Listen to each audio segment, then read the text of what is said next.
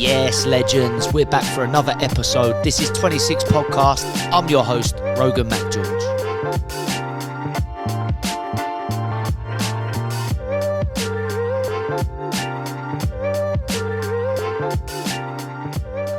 Welcome to 26 Podcast. Today I have got a good friend, ex-Cambridge United player. There are more clubs, but we'll get onto them later on. Cambridge United is the main one. I've got Dan Gleeson with me. Glees, how are you, mate? Good, very good, mate. Good to be here. It's good to have a beer with you finally. It's been a while. It has. With I'm going to go straight to the story about how I used to clean your boots at Cambridge United, and you promised me a bonus at Christmas. And I'm yet to receive it, mate. So this Christmas could be the one. Just brought you it. I want change as well, by the way. What, for the beer? You're not wrong. I'm going to hit the rewind button, mate. I know a lot about you, of course, but the viewers probably don't know where you're born and bred. Where were you born and bred, mate? Born and bred in Cambridge. Mum and dad still live in Cambridge. Family, all from Cambridge. Obviously played for a number of clubs as well, but even I mean, the furthest I went was Notts County, but in terms of distance. But even then, I was to and from Cambridge. I had a house in Nottingham, shared house with a couple of lads, but always been in Cambridge. They live 2 minutes from Addenbrooke's, and I've always been in Cambridge, just off Mill Road, and still here today. Yeah, proper Cambridge lad. Were you always a Cambridge United fan from young? Yeah. I mean, my first, people talk about first memories of football, etc. And mine was probably the playoff final, Cambridge United Chesterfield, Dion Dublin, 1-0. I think I was probably 5, 6 years old, off the top of my head. Dad's always been a Cambridge fan. Obviously don't go so much now, but back in the day before I played, I'd stand behind the goal with my dad and brother, watch the games, and it was just a hometown club, so you just naturally followed it, either who your dad supported or, for me, for where you come from, and it was a no-brainer. So used to go there a lot, most games, to be honest, home games. Didn't so much go away from home, but went to probably all the home games as a young kid. It's quality to support where you're actually from. I know that obviously it's easy to support Man U, Chelsea, Arsenal, all of those, but it makes a difference for me. Obviously, I'm a big Cambridge fan as well, very similar to yourself. Used to go with my brothers, my dad, so it kind of was just embedded in you. But it does make a difference, don't it, where you're able to actually go to the game and feel it a little bit more. More of a connection for me. That's it. Like you say, it's easy, especially nowadays. All the kids nowadays, you go Man City, Liverpool, Chelsea, Arsenal, whoever, because you see the big bright lights. But I think locally, especially in a place like Cambridge, it's not the biggest place in the world. You've got a football team, going back and you get a better connection, especially the lower down you go as well. I think they're in League One now, but even in terms of that, you get close enough to the players to feel a bit of a bond there as well, which I think is good for everybody and brings people close together. No, I agree. And in terms of your playing, how old were you when you started playing? Played forever. My mum always makes a joke that most kids used to take a teddy to bed with them. I used to take a ball. And there's pictures of me 4 or 5 years old going to bed with a football. So I've always loved football, still love football. So forever, for as long as I can remember, that's all I've done is play football. I've been involved in football, watched football, or been out on the streets back in the day with your mates playing football until you're dragged in for your dinner. And that's still the same today. Obviously had a break from football since playing professionally, but always been connected in some way, shape or form. It's part of life, and it will always be. Who was your local team that you joined as a kid? So I was at Cambridge Magpies, Cheriton Lions initially. Mum and Dad again lived 2 minutes from Cherry Hinton, and just played there with friends really initially. Just enjoyed having a laugh, having a joke, play with your mates again after school, and then you go at the weekend and play your games or whatever. Played as a striker back then as well. Used to bag 40 or 50 a season. That was a joke back then, mate. I don't know what happened, but couldn't score in a brothel nowadays. But yeah, so just went Cheriton Lions, and then my team, it sort of had a bit of a riff as young teams seem to, really. Probably more parents than anything. You know, you get a bit of rift. He should be playing, blah, blah, blah, which I hate about kids' football, by the way. But we sort of then, my team then became Cambridge Magpies at under 14s, I want to say, around that sort of age. So I played for them, but I was there 2 years. And then started playing for the rep side, you know, like the local representative teams and things like that. And then Jez George contacted me and took me to Cambridge City at 15. And that's really when it sort of really kick-started my playing days. I was chatting to Coles the other day, and I don't think he liked it that I asked him if he was a centre-half when he first started. He was a centre-mid, and you mentioned there that you were a striker that scored loads of goals, as hard as that is for me to believe even. And when you were playing at that sort of age, you're banging goals in, did you quickly realise that you had some sort of talent or were better than the other kids? Like, yeah, I mean, you don't obviously know back then. As a kid, we all dream, or 99% of us dream that we want to play football. Putting that into to reality is a completely different ball game altogether. But I suppose, yes, in a way, because my brother played football as well, and he was 2 or 3 years older than me. And at times I would step up, and if they were short, I'd go and play in their team. And I didn't feel out of place back then. Again, it's different because you don't know then, are you going to progress? You don't really think about it back then. You just go out and kick a ball about and forget about the world. But it was, I sort of knew in the back of my head that I was half tidy. Whether I really thought that I would go on and, obviously I dreamt that I'd go on and play professionally, of course. But you don't, again, as a kid, you don't really know until you start to get a little bit older and start to be found out as such, if you like. But yeah, I think in the back of your head, you know, you certainly think you know you might have a shout. of course, I've seen some of your tweets referring to like young kids playing football, and especially the pictures where kids are sitting there signing contracts at the age of sort of 8 at a pro club. As I mentioned on this podcast a lot, I work in an academy environment over in Australia, and I think I'm always very quick to say to parents, just allow your kids to enjoy it as well, because 100%. And we're going to get onto your career. You've played professionally, and we'll talk about the pressures of football and what comes with being a pro footballer. It's not all shining lights. There are other sides of it that you have to deal with. But how important is that to you? I'm making this an effort to ask, professional footballers like yourself, how important is it when you've got an 8-9-year-old, even if they are showing the ability that you did, that you go, I'm going to allow them to be a kid and just enjoy it with their mates as well? I think it's huge. And it's I say I'm fortunate enough. I've got 2 young girls, so I'm not really in and around football. My brother's got a young lad who plays football, but I just don't like the parent side of the game, if you like. Let a kid be a kid.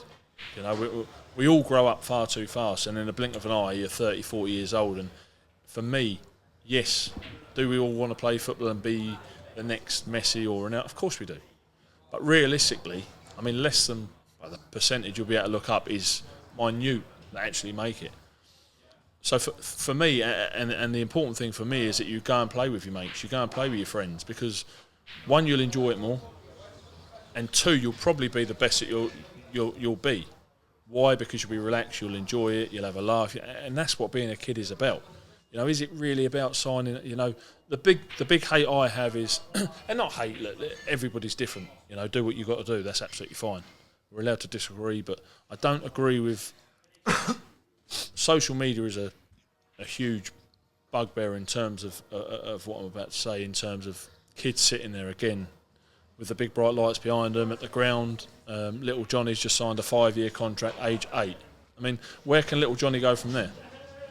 Joking aside, I mean, he can only fail, and the harsh reality is, people will want you to fail. That's the reality. Whether we like it or not, people want you to fail. When you find someone that doesn't, stick really close to them, because people want you to fail. And as a kid, sitting there with the manager or the director or whatever and saying, "Oh, I've just signed my 5-year contract." That's great. You go to school on Monday and everyone's buzzing for you. "Oh, I've just signed a 5-year contract at, I don't know, Chelsea or Cambridge United or whatever." 4 or 5 years down the line, but first thing, I hope you make it, but very, very few will. But then what happens to that kid when you get rejected? Then what happens? Oh, do you remember back then what happened to little Johnny who was signing that 6-7 year contract for Chelsea? He never played a game, did he? And rejection is difficult as an adult, as a grown human being, is really hard to take. So I just feel clubs nowadays build kids up far too early. You know, I don't like rejection. You know, if someone comes in, walks in today and heckles you, nobody likes it. So as a 5, 6, 7, 8, 10, 12-year-old, how hard will that be? And I just think we can help that in terms of, yeah, okay, I appreciate clubs have got to sign players young because they're talented, but do we really need the photos and the pictures of social media saying, look, he's just signed a 3-year contract, a 5-year contract? But why do we need that?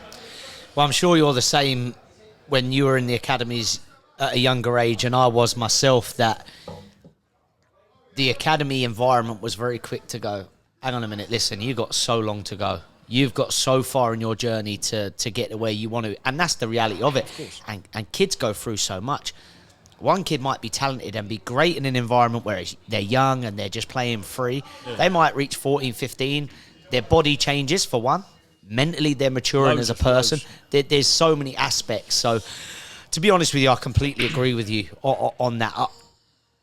I'm all for development, and I I coach kids, Gleeson, who are 8 years old that are just desperate to be better. So I'll do anything I can to help that. Yeah. But very quick to say, you're a kid, or to say to the parents, they're 8 years old, mate. I think it's huge to allow a kid to be a kid. And it changes with time, because when we played, or even when I played, when I was 6, 7, 8 years, you didn't have social media. It was non-existent. So all you had was you'd shake hands with the coach or whatever and say, yeah, okay, I'll come and play for you. And that's what you did. For me, if you're good enough, it doesn't matter how old you be. Whether you be 8, whether you be 12, whether you be 16. Ian Wright, how old was he when he... 24, I think. If you're good enough, in my opinion, particularly today, more so than 20 years ago, you'll be found out. You know, people say, oh, yeah, but if we don't sign now, you know, we might have missed the opportunity. Yeah, trust me, you wouldn't have. Because if you're still good enough in 2 years' time, you'll still get the opportunity. Yeah. You won't be missed. It's almost impossible today to say, oh, I was the one that got away. You can't get away nowadays. It's too difficult with social media, filming. Every game you can think of, even Colts League football, things like that, people are filming it. You won't get missed. If you're good enough, you're going to get there. 100%. I think we agree on that 100%. For sure. We're going to move on swiftly from you banging 40, 50 goals a season. People will just have to take our word for that one, huh? There were no filmings in them days. Don't lie, mate. The Cambridge Evening News was rammed. You got picked up by Cambridge City at the age of 14, 15, you mentioned there. How did that come about, and who was it that scouted you? So again, playing for, I was at Cambridge Magpies at the time, 14 years old, I think 14, 15. And I think Jez George, who then went on to go to Cambridge United, was at Cambridge City at the time. Asked if I'd be interested in going along and playing, which I did. I think I played 3 games from 3 games. Back when I was at Milton Road, the old ground there, and literally, as I say, 3 games, and I think Jez moved to Cambridge United from Cambridge City and took me with him. And listen, everyone's journey is different, but it worked out really, really well, because I'd enjoyed Colts League football for long periods, hadn't really missed any of it at all. Then went on to Cambridge City, and things moved really, really quickly in terms of I then went to Cambridge United, and at that point, when you're 15, 16-year-old, is the most important time at an academy, if you like, because you then find out, am I going to get a scholarship or aren't I? And I think it worked really well for me, because I wasn't involved in the academy system for a long period of time. So had I not been accepted, it probably would have been easier for me, because I was there for 3 months, really 4 months before I was then told, look, we're going to give you a scholarship. So I didn't really ever, you know, there was kids there that had been there 6, 7 years and get told no. So 5 of us in my year were told yes, you'll be offered a scholarship. So then literally as I left school at 16, I moved home at 16 years old as a kid. Not far again, because I'm from Cambridge, so it wasn't too difficult for me, but the other lads were a bit further afield. And we all lived in a house on Brooks Road together. Probably some of the best days of my life. Unbelievable banter and crack and the rest of it. Of course there was bickering, but you didn't have a care in the world, you know. You were earning 50, 60 quid a week. never struggled for money, never wanted for anything. You're well looked after. You play football 7 days a week. You're running right in and around the house. You know, there was probably 20 lads living there at one time. And Pauline, the digs lady, she was in charge of all of us. Believe me, you didn't fuck about with Pauline. Really, yeah. You didn't mess with Pauline, mate. If she said it was Monday, mate, it was Monday. Because I can imagine that's a tough gig. Yeah, and you know what? To be fair, I look back and I think to myself, do you know what? You're a knob back then. Not. I mean, in terms of disruptions around the house and things like that. Because I look back and think, do you know what, mate? She done some serious job there. She was unbelievable, and we all dogged her for rubbish dinner and whatever, because she weren't the best cook in the world, but she got to feed 20 and try and please 20 lads from 16 to 19. You're never going to please us all, trust me. But it was some good times. You know, sharing a bedroom with 6 or 7 lads at a time. You didn't sleep too much, not in the early part of it. And in your first year, you got properly. I mean, some of the things they've done to you as a first year, if you'd done it today, you'd be locked up. Just like the initiation and things like that, you had to.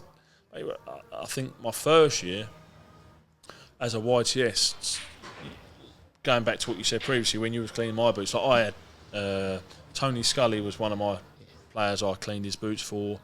Dave Kitson I was boot boy for. He was like size 14. They were horrendous to clean. I was there for weeks with them things. But even in terms of that, you then at Christmas time, like you again going back, I give Rogz a good bonus by the way. But you sort of had to work for your bonus. But back then you could, at the club, you'd have to paint the stands, clean the toilets, scrub the floors, clean boots and all the rest of it. But at Christmas time, again, the bonus thing, I remember going into the first team dressing room, you're going at one at a time and stand on a chair in the middle of 20, 25 professional footballers in your pants, nothing else on in your pants, and sing a song for your Christmas bonus. You know, mate, you've never been so nervous. It's horrendous. But you've done it. And you look back and you think things like that, you know, built characters and brought people closer together. But things like that, because of the way the world is, you're not really allowed. You're not even allowed. I don't even think they clean boots anymore, to be honest. No, I don't. I think that's a thing that's dying out of the game now, which I again disagree with. What did you sing when you were in your pants, stood on the step? Do you know what? I sang Robbie Williams. I'm sure it was Robbie Williams' Angels. And I had a right touch because I was dreadful. I couldn't sing. I couldn't string 3 words together. Never mind sing a song standing on a chair in your little skimpy sloggies on and nothing else on. Absolutely sweating your knackers off.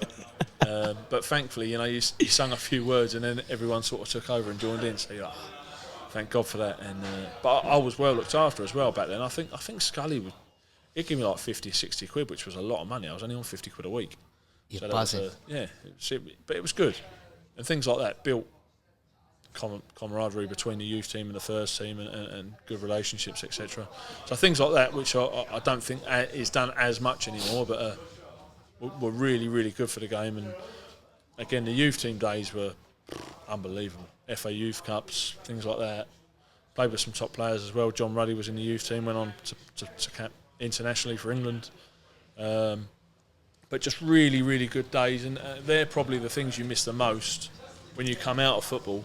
Are the days where you sit there and not a lot's going on, but you just make stupid games up in the dressing room. You know, and people don't realise, but they're just little things. You know, you've probably seen them on social media. You know, where they're head, and then head it into the bin, and just stupid things like that. But like, unbelievable banter and crack. It was brilliant. Every day was different, and it was probably the best days of your life back then. So were you in the same youth team as John Ruddy? Yeah, so I think John's, I want to say he's 2 years younger than me. And then locally as well, we had Brady Stone. He didn't quite make it either, but really, really good lad. Yeah.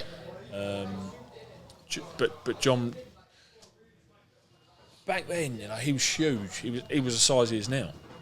And you always thought, yeah, you know, he'll make it. But he went on loan a lot of times, and it didn't really work out for him.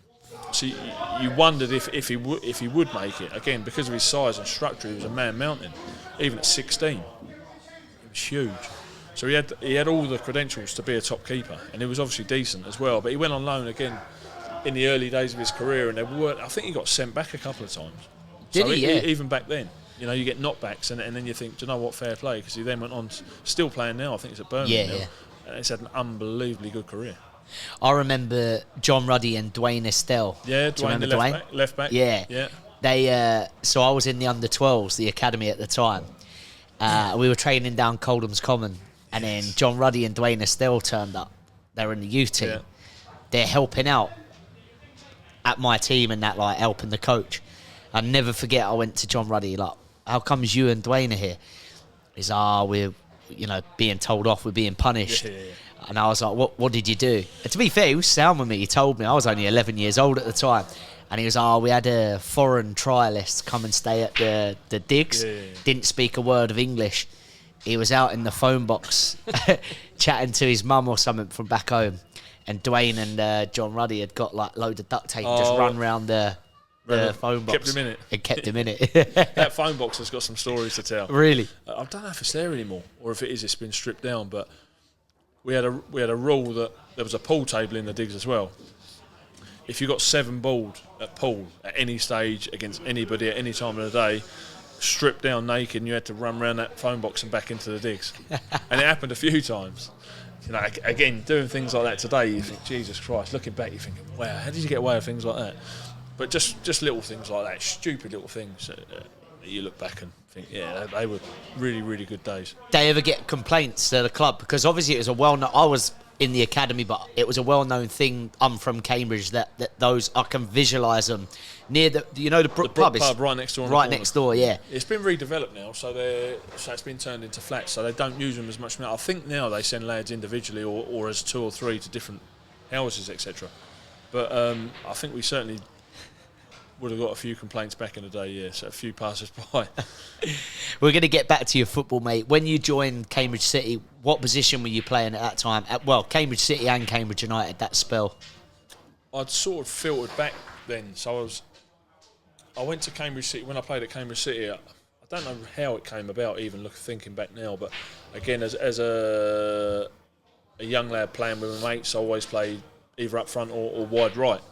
But I went to Cambridge City and ended up playing centre half. I don't know whether it was by chance or whether there was someone injured or what it was. But I played, again, I was only there 2 or 3 games, played centre half. Done really well. Jez went to Cambridge and took me. I think he may have took another lad there as well, but I can't remember the name off the top of my head. And went to Cambridge and played centre half in the youth team.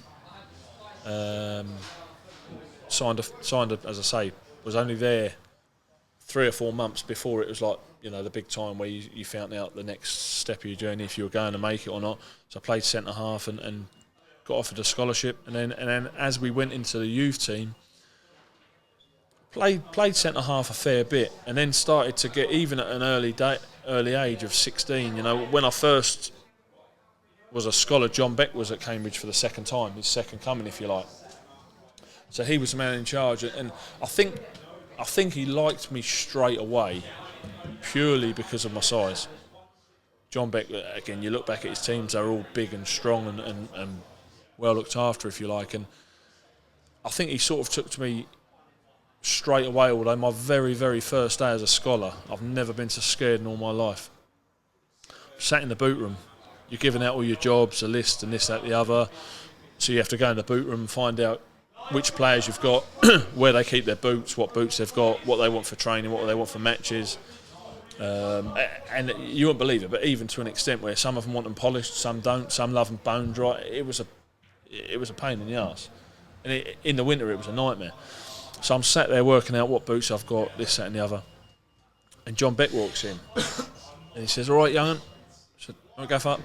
Yeah, he said, "There's a parcel in the top of the office." He said, "Could you just pop up and get it for me?" "Yeah, not a problem, Gaffer." I said, "I'll just sort these boots out, Gaffer, and I'll be straight up there." He said, "You what? You go now?" I was petrified. Literally dropped what I was doing.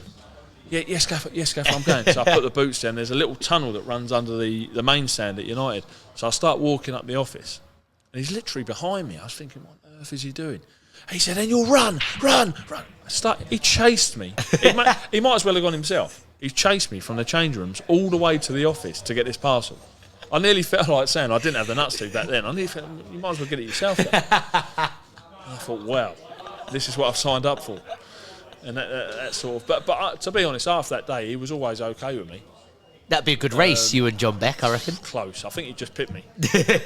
Just caught you at the end. He just done me. Go on in, Gaffer, get your own parcel. But yeah, so that was that. And then played centre half as a youth team, but then gradually got involved with the first team. And believe it or not, I had a bit of pace back then. And one thing, I was really, really fit. Really, really fit. Whether you'd done the bleep test or whatever, I was always right up there. I could run and run and run.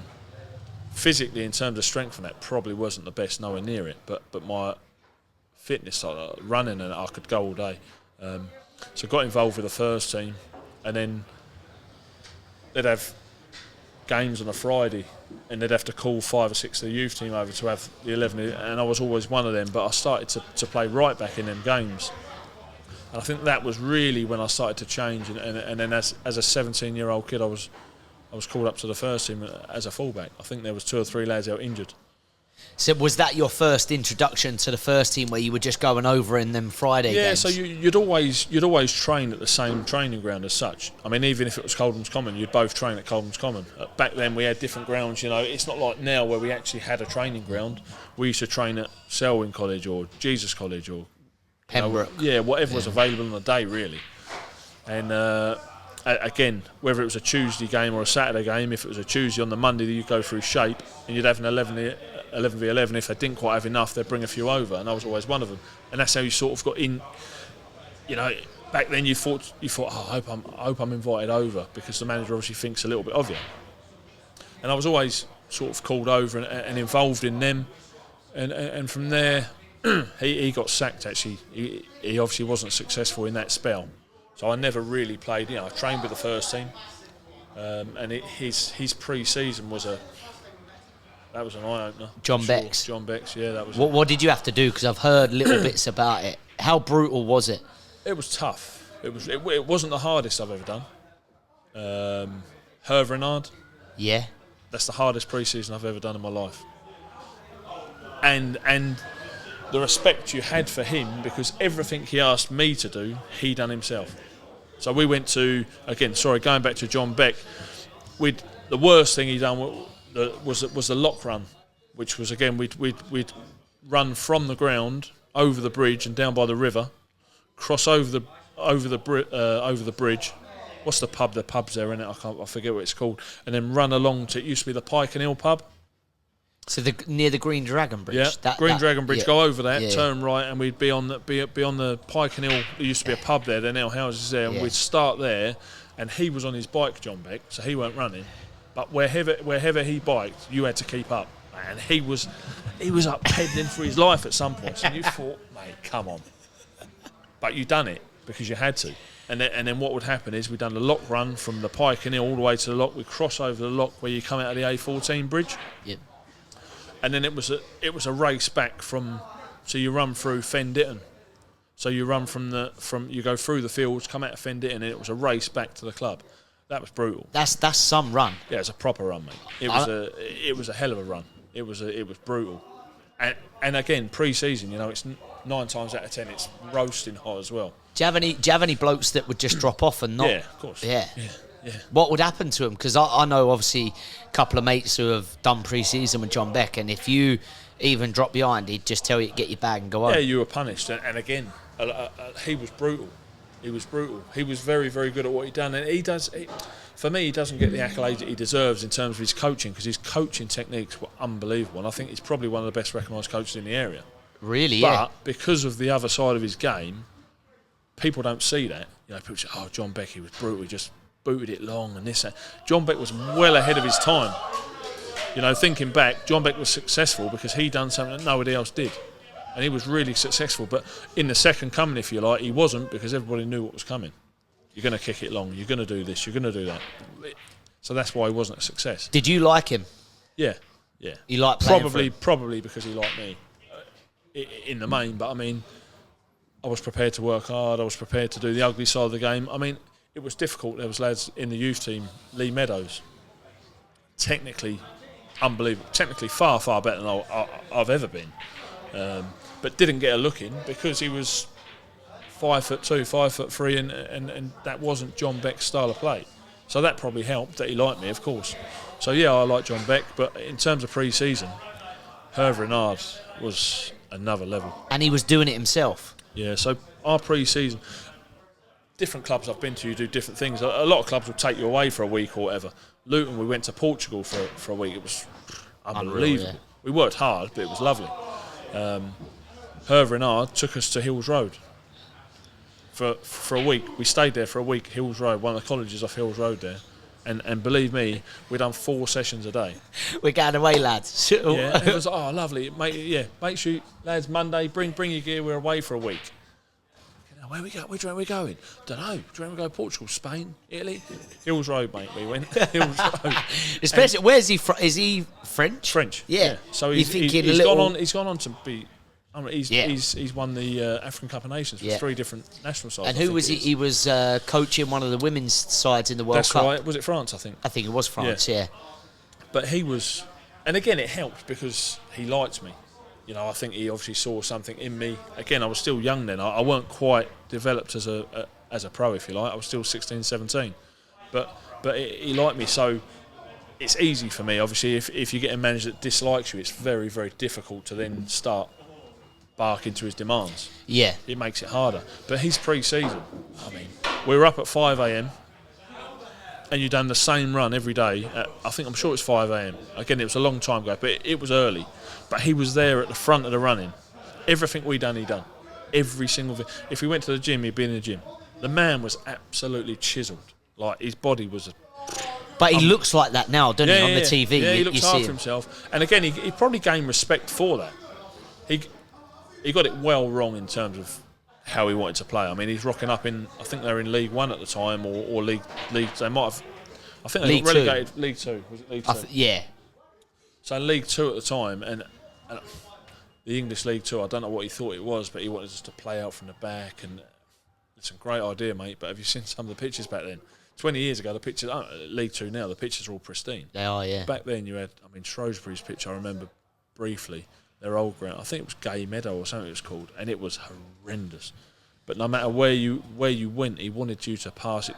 Almost Pep Guardiola of League Two, if you like. Pass. But you know when that's happening, Gleeson, and none of the older boys or the more experienced players at that time going and saying, "Listen, it ain't really like that here," or I don't think with a new manager like that, I think it's so difficult. Again, because if that manager is in charge of your destiny as such. You know, I don't know whether you've got a year contract or 2 years or 3 years or whatever. If you've only got a year, you know, you really want to impress him. So who are you really to say, Gaff, we can't do that. You're wrong, mate. You know, let's get it in behind and squeeze up and play in their half. It would take a very, very brave man or a seriously, you know, you'd have to have a lot of faith in your own ability to go on and say that to a manager at that level, I think. It would be tough. Yeah, no, I do understand that. I just maybe thought a skipper or an older player. I think as it went on, certainly people spoke, but initially you just buy into it. You know, you think, okay, well, you know, it might work, and you'll buy into it, and you'll do the things you're told to do. But I think after you've lost 3-4 in a row, or you haven't won in 10 games, you think, come on, Gaffer, let's change something, let's do something different.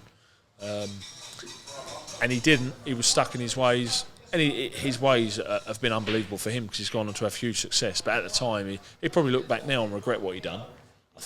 Or probably learnt from it. Right, that's true, a learning curve. But it certainly didn't work. But his fitness side, you've never been fitter, that's for sure.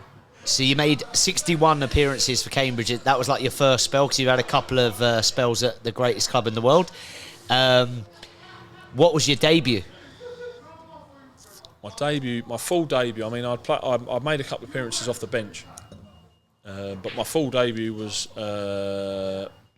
Northampton at home, and I wasn't sure if I was playing, to be honest. Again, you start to get like if players are injured or they haven't been performing, you think, oh, you know what, I might have a little sniff here, and you start to get a little bit of hope, but you never allow yourself to get too far ahead, or I didn't, because you didn't want to. You didn't want to fall as such, you know. You didn't think, yeah, I've made it, and it didn't. It weren't announced until the morning of the game. I knew I was involved in the squad because the squad list was out on the Friday, certain managers would name the team beforehand, but I didn't know at the time. But when the squad went out, I sort of thought, do you know what, I've got a chance here because he's not involved and he's not involved. So then the Friday night becomes a little bit more nerve-wracking, but it was good, and I played well. I think we lost 1-0. I got man of the match, and that really... That's weird. I think that was the same as Coles. Yeah. He said that the other day. Yeah. What, they lost 1-0 at Kidderminster, and he made his debut. I remember it because, I'll tell you why, because Tom Youngs, who was at United, he then went to... I'm sure he was at Northampton at the time. Yeah, he was. And so I played in that game. And again, it was a very close game, bit of a local derby as well. And I remember playing well. It was a long time ago, 20-odd years ago now. But, you know yourself if you come off and you've struggled. But when the team was announced, I was proper nervous, absolute nervous wreck. And it weren't really until you have your first touch or your first header or tackle or whatever and you think, OK, I'll chill out a little bit now. The old heart was proper racing, but... I can imagine. I grew up on the terraces watching you for many years. I'll give you some stick about that when we went to play with each other later on in your career at Histon, which we'll get onto. But I remember one of the away journeys where I used to ask you for stories. You used to tell me that you were sick before most games. Yeah. For the first, I don't know what it was. For the first, it literally came on like that. You know, for probably 2 years playing professionally, nothing. Absolutely nothing. I'd get a bit nervous, of course, and you'd have your own little routine, if you like. You know, before I went out, I'd pour some ice cold water down the back of my shirt or put one sock on, and you'd have that routine. And for 2 years, I was absolutely fine, nothing at all. And we played Woking away. I'll never forget it. Played Woking away, and the reason I don't forget it is because at Woking back then they had a shared toilet. So the home and away dressing rooms didn't have a toilet in. You had showers in them, but the toilet was outside in between the dressing rooms. So both home and away used the same toilet. And I sat there and I was thinking, I don't feel well. And then this you just think, maybe I've got a bit of a bug or whatever. So I've gone to go to the toilet and I've had to wait because, again, it was a shared toilet. And I was like, oh, come on. My mate comes out. I'll go in the toilet. I lock the toilet. And literally, as I've locked the toilet, it's literally projectile vomit. Everything I've just eaten, because you go for pre-match before game, literally I was empty. Everything I've eaten or drunk is out of me. And I felt drained, I felt terrible. But I was in a position where I didn't want to go and say, look, Gaffer, I ain't well, mate. Because back then, throughout my career, I always had a fear of, even, I'd probably played 75, 80 games in a row for the same manager, but even on that Saturday morning, I had a fear of not being selected. You know, you pretty much stapled down to start because I was playing well or you're playing well at the time. But even back then, I'd go into the change rooms with a fear of thinking, oh, please. You know, I wouldn't even look up. Oh, please. Am I starting? And as soon as you read that scene, then I was okay. You'd have that even if you're settled in the team. Mate, I played in a team probably for 2 seasons where I didn't miss a game unless I was injured. And even when I went out injured, I'd go straight back into the team. And until the team was announced on that Saturday morning, I had a proper fear of, I don't know whether it was a fear of failure or you had expectations or whatever, but I'd sit there and I'd say, oh, please. Even in looking back now, I think, what are you worried about, mate? You were in every team. But I had that fear in my head. I was like, oh, please. But going back to the Welling thing, I was sick, and from that day on, every single game in my career, whether it was a Tuesday night, whether it was a Saturday night, I'd do the same thing, the same routine, and I'd throw up before every single game. So looking back now, I don't know whether it was it became a mental thing, or whether it was just, I mean, can it be nerves? You know, you've played professionally for 2-3 years before it's even happened, in front of thousands of people. Now, this one game you're sick before a game, and it was, with all due respect, it was Woking away. You know, we weren't away to a big team in a cup where it was something new. Yeah. And I was obviously at the digs as up until 18, and then once you make your first team debut, you sort of move on from the digs. So I lived at home for a little bit, and I remember this one Saturday, I'd have the same routine. They'd probably tell you it's wrong now, but I'd have a bath, I'd have a pre-match meal at home.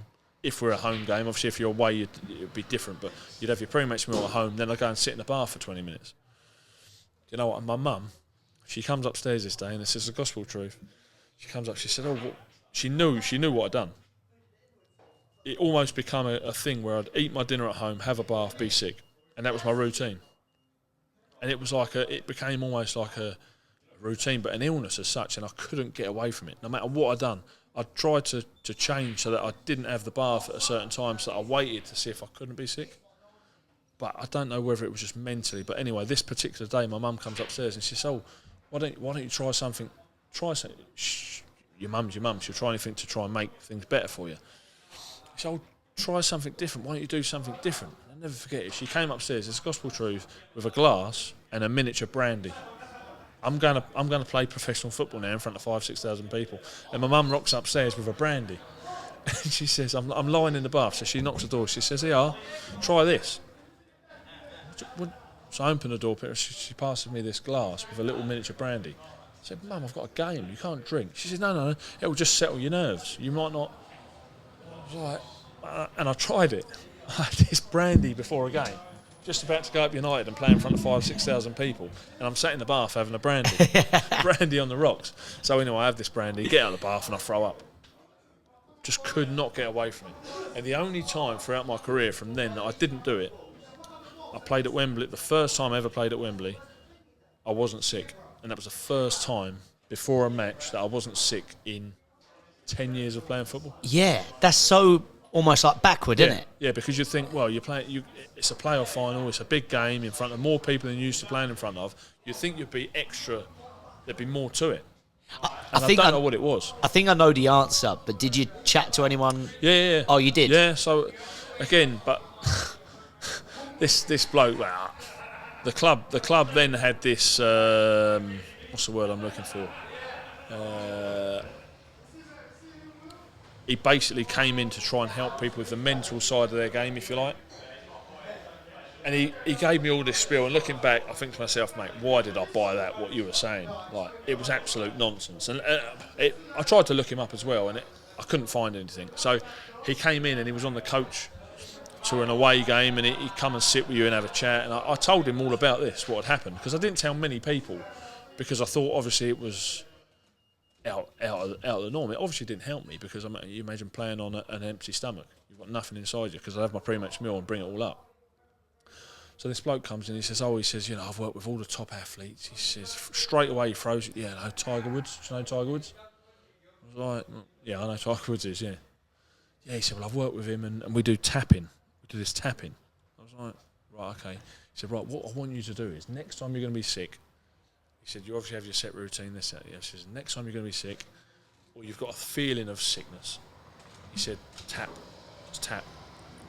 And I was like, this geezer for real. But of course, you buy it. You buy it when you're in and around a first team environment. If someone tells you it's going to help you, you do it.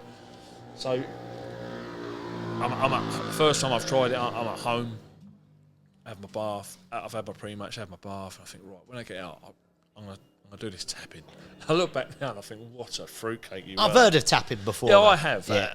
I looked into this tapping thing, and again, it obviously works for different things, and different people work for, and each their own. But so I get out of the bath and I was like, it's tapping, and he told me to do it at different pressure points and all the rest of it. So I start doing it. I said, oh, that's all right, lovely, yeah. So I have my bath, get myself dry. I've done my tapping. I think, yeah, I just brush my teeth, bomb, sick everywhere. Nothing stopped it.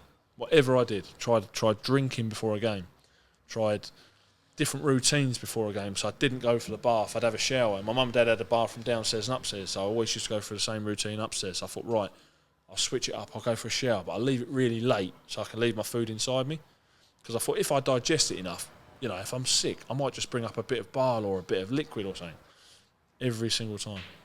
And if I look back for a game as well, and I physically before a game, I'd then go into the dressing room, and before we go out, so the referee would press the buzzer, or I'd be straight into the toilet and vomit whatever I've got left in my body. Every single game I played professionally, I've done that for 7-8 years. Which is crazy, because you're going out and playing, and you need empty. that. You need that fuel, mate. And some days I was out there, and again, because I always had a thing in the back of my head that I didn't want to fail. And I was always told how mentally strong I was, but then I think, was I? Why was I sick before every game? What was that about? But did it hinder me? Probably. For sure it did. Because you go out in some games and you've got nothing. 15 minutes in, you're like searching for an energy drink or a little sachet or something to get something inside you. And I probably wish I had asked other people back then for a bit more help, if you like. Nobody may have been able to stop it, but if I didn't ask the question, You always used to have a water bottle and chuck it down by the habit. Is that something to do with it? And that was something to do with it, because I'd have to. So I'd have this sickness feeling, even though literally before I've come out for the game, I've just thrown up pretty much whatever's left in me. So I'd Greg Reed, the physio, I'd give Greg a bottle of water and he'd put it in the ice machine before a game, so it was extra cold, like freezing cold before I went out.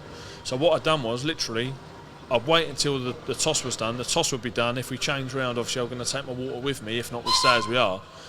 So the toss has been made. We're standing as we are. I get my ice cold water and I pour it down the back of my neck, and it sort of fucking shocked me into. And then I could like almost think, okay, I'm all right now.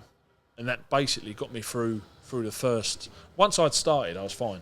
Again, once I'd played a minute or had a first touch or whatever, I was absolutely fine. But there was games I look back and think, Jesus Christ, they've kicked off, and I'm like stood there in the right back position, cagging because nerves or whatever, or a habit, or it weren't nice. It was horrible. It's pretty crazy how. Imagine all them people in the stadium watching, and they would have had no idea of that. But that plays on your mind as well. Right, I'm going out. I can't be sick now. I can't do that because there's 3,000 or there's 10,000 there. So that would play on your mind as well. You think, right, I've got to get it out now. So that's why I'd go in the toilet last minute. And Andy Duncan, I played with, who was really, really good for me during my playing career. I still talk to him now. Was a really good bloke, and he almost made a joke of it, which helped me a little bit, I think, because I hid it from everybody. But he was the first one to spot me doing it, and he made a bit of a joke of it. And then by then, in that changing room, people knew that I'd done it. But I knew I was in a safe place, so I'd like, right, I'll get it out now. I can go and be sick. But as soon as you walked outside, whatever ground it was, you're like, right, I can't be sick now. So I need to find something to cure it. So I take this ice cold bottle of water, back of my neck, and sort of shock yourself. And then I was like, okay, I'm all right, I can play now. See, there's all of that going on. Then you've actually got all the other stuff where you're preparing to play a football match as well, which is quite astonishing for me to even hear that. I'd heard that you'd sort of struggled or had that in your career. But even with you explaining it there in more detail, it is just astonishing. It really, really is. We're going to get back on the timeline of your career. So you've broken into the Cambridge first team under John Beck. I went out on loan first. That was to Welling. That's right. For a couple of games? Yeah, 2 or 3 games. And I played under Paul Parker. It was one of the best experiences for me, and I think it really, really helped me, because I've gone from... I'd started being involved with the first team. You're on the bench, you made a couple of 5-minute appearances or what, just to get involved, but you'd never really played men's football as such. So I went to Welling, and Paul Parker was the manager. Wasn't a success as a manager, but he was a really good bloke, and he really helped me, because he was, again, being a fullback helps me massively, but bringing me in, and he didn't want to send me back. I got called back early because I was playing well, and the right back at Cambridge got injured. But just being in that environment where winning is everything, because even as a youth team player, you're there to progress, you're there to get better, to improve, and all the rest of it. And yes, winning as a person, it matters. You go out every week because you want to win, but if you don't win, they say if you've lost but you've learned, then that's fine. In terms of your progression. So I went out to Welling, and on Friday at 3:00, no matter what you done everything you could to win. And that was a real eye opener, real eye opener. But it was really good for me, because it was men's football, and again, they wanted to win. And it was such a different environment to youth team, playing against another 16, 17-year-old kid. All of a sudden, winning matters now. And even playing alongside players where it could be a win bonus that feeds their kids, essentially. At that level of football, them lads, they need every penny, and whether it's a clean sheet bonus or a win bonus or whatever. And to be fair, I think I only played 2 or 3 games, but we won them all. And it was an but the Welling experience for me was brilliant, proper eye opener, and it really brought to light, okay, this is what football's about, winning. Now the nitty gritty, money matters, performances matter to an extent, but winning is the be all and end all. Did you enjoy that? I loved it. I absolutely loved it, because even again, people say in your youth team it doesn't really matter. If I played two touch, one of the biggest things for me, whatever I done, and still today, you know, if I play connect forward with my daughter, I want to beat her, and my missus kills me for it. It's just like, oh, come on, it's the kids. Do you know what I mean? I want to win. Like my daughter, we went to Centre Parks the other week. Said, "Oh, I get a race dad in the pool from there to there." Yeah, all right, mate, and I beat her, rightly or wrongly. But I think that's probably why I played 250, 300 games, whatever it is, because my mentality, whatever it was, whether it was a warm-up, whether it was a race in a warm-up, whether it was a game of two-touch, whether it was a cross and finishes, whatever it was, I wanted to win. I hated losing, still today. Everybody hates losing, but I was obsessed with it. I literally hated losing. And with people watching, just to get an idea of football, you can get a really good youth team player, but just doesn't have that, almost that killer instinct to go and win football matches. And if you're, let's say you're Cambridge United in League Two, or whether you're well in whatever league they were at the time, really, ability gets pushed aside to some extent, and you go, well, we need, however, by any means, we need to win this football match. And I look back and at some of the players that I played with, you know, in my youth team, was I the best player technically? Absolutely not. Nowhere near it. Well, probably weren't in the top 5. Could I play football? Of course I could. Of course I could play football. But I'm saying in terms of actual technique itself, was I the best? Absolutely not. But I was one of, I don't know, let's say there was 20, 25 lads I played with in the youth team, probably 3 played professionally. And it's sometimes your mindset and other things, you know, I talk to lads now even locally that play at step 3, step 4, step 5. You know, and I'm not lying when I say to them, you're better than me technically. They look at you like, yeah, but you played as a pro. There are other aspects to the game of football that are as important as that. Yes, do you need to be able to play football? 100%. To a certain level, of course you do. But the other side of it, the mental side of it, in terms of your willingness to, can you keep going, you know, when you're really in the trenches? Do you really want to keep running?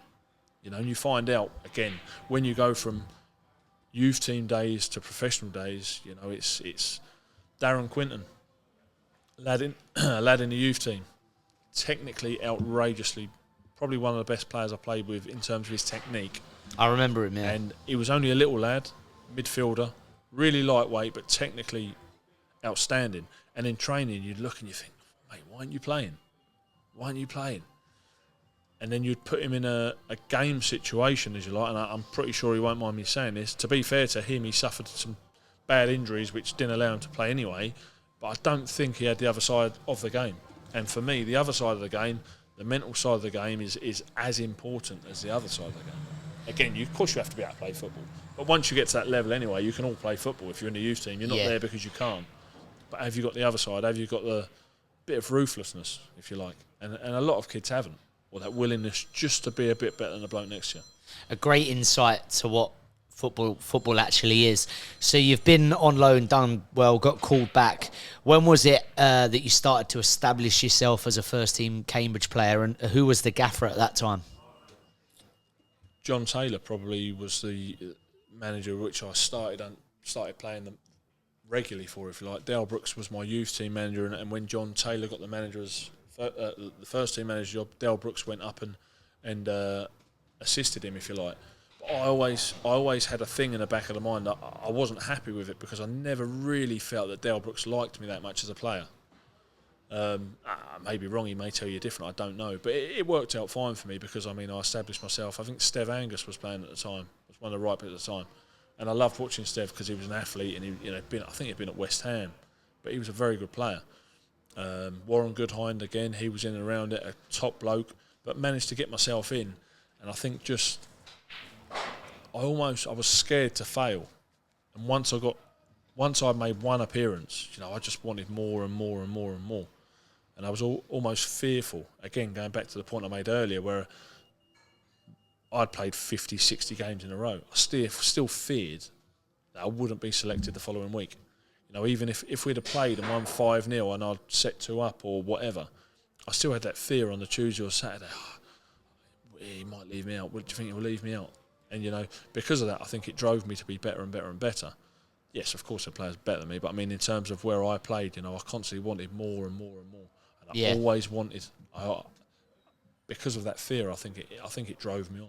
But so I played regular under John Taylor, and there's a few stories under John Taylor as well, to be fair, which I'm sure you'll ask. But he was a great bloke, John Taylor. Obviously, it's come out recent years. He had his own problems, as everyone does, in terms of management. And I look back and you realise, in certain instances at games, etc., why he done certain things and why he had things around him, and it came of like alcohol and gambling. And again, don't wish it on anybody. So I'm glad he's on the mend and doing well now. But looking back, you think, okay, that makes sense now.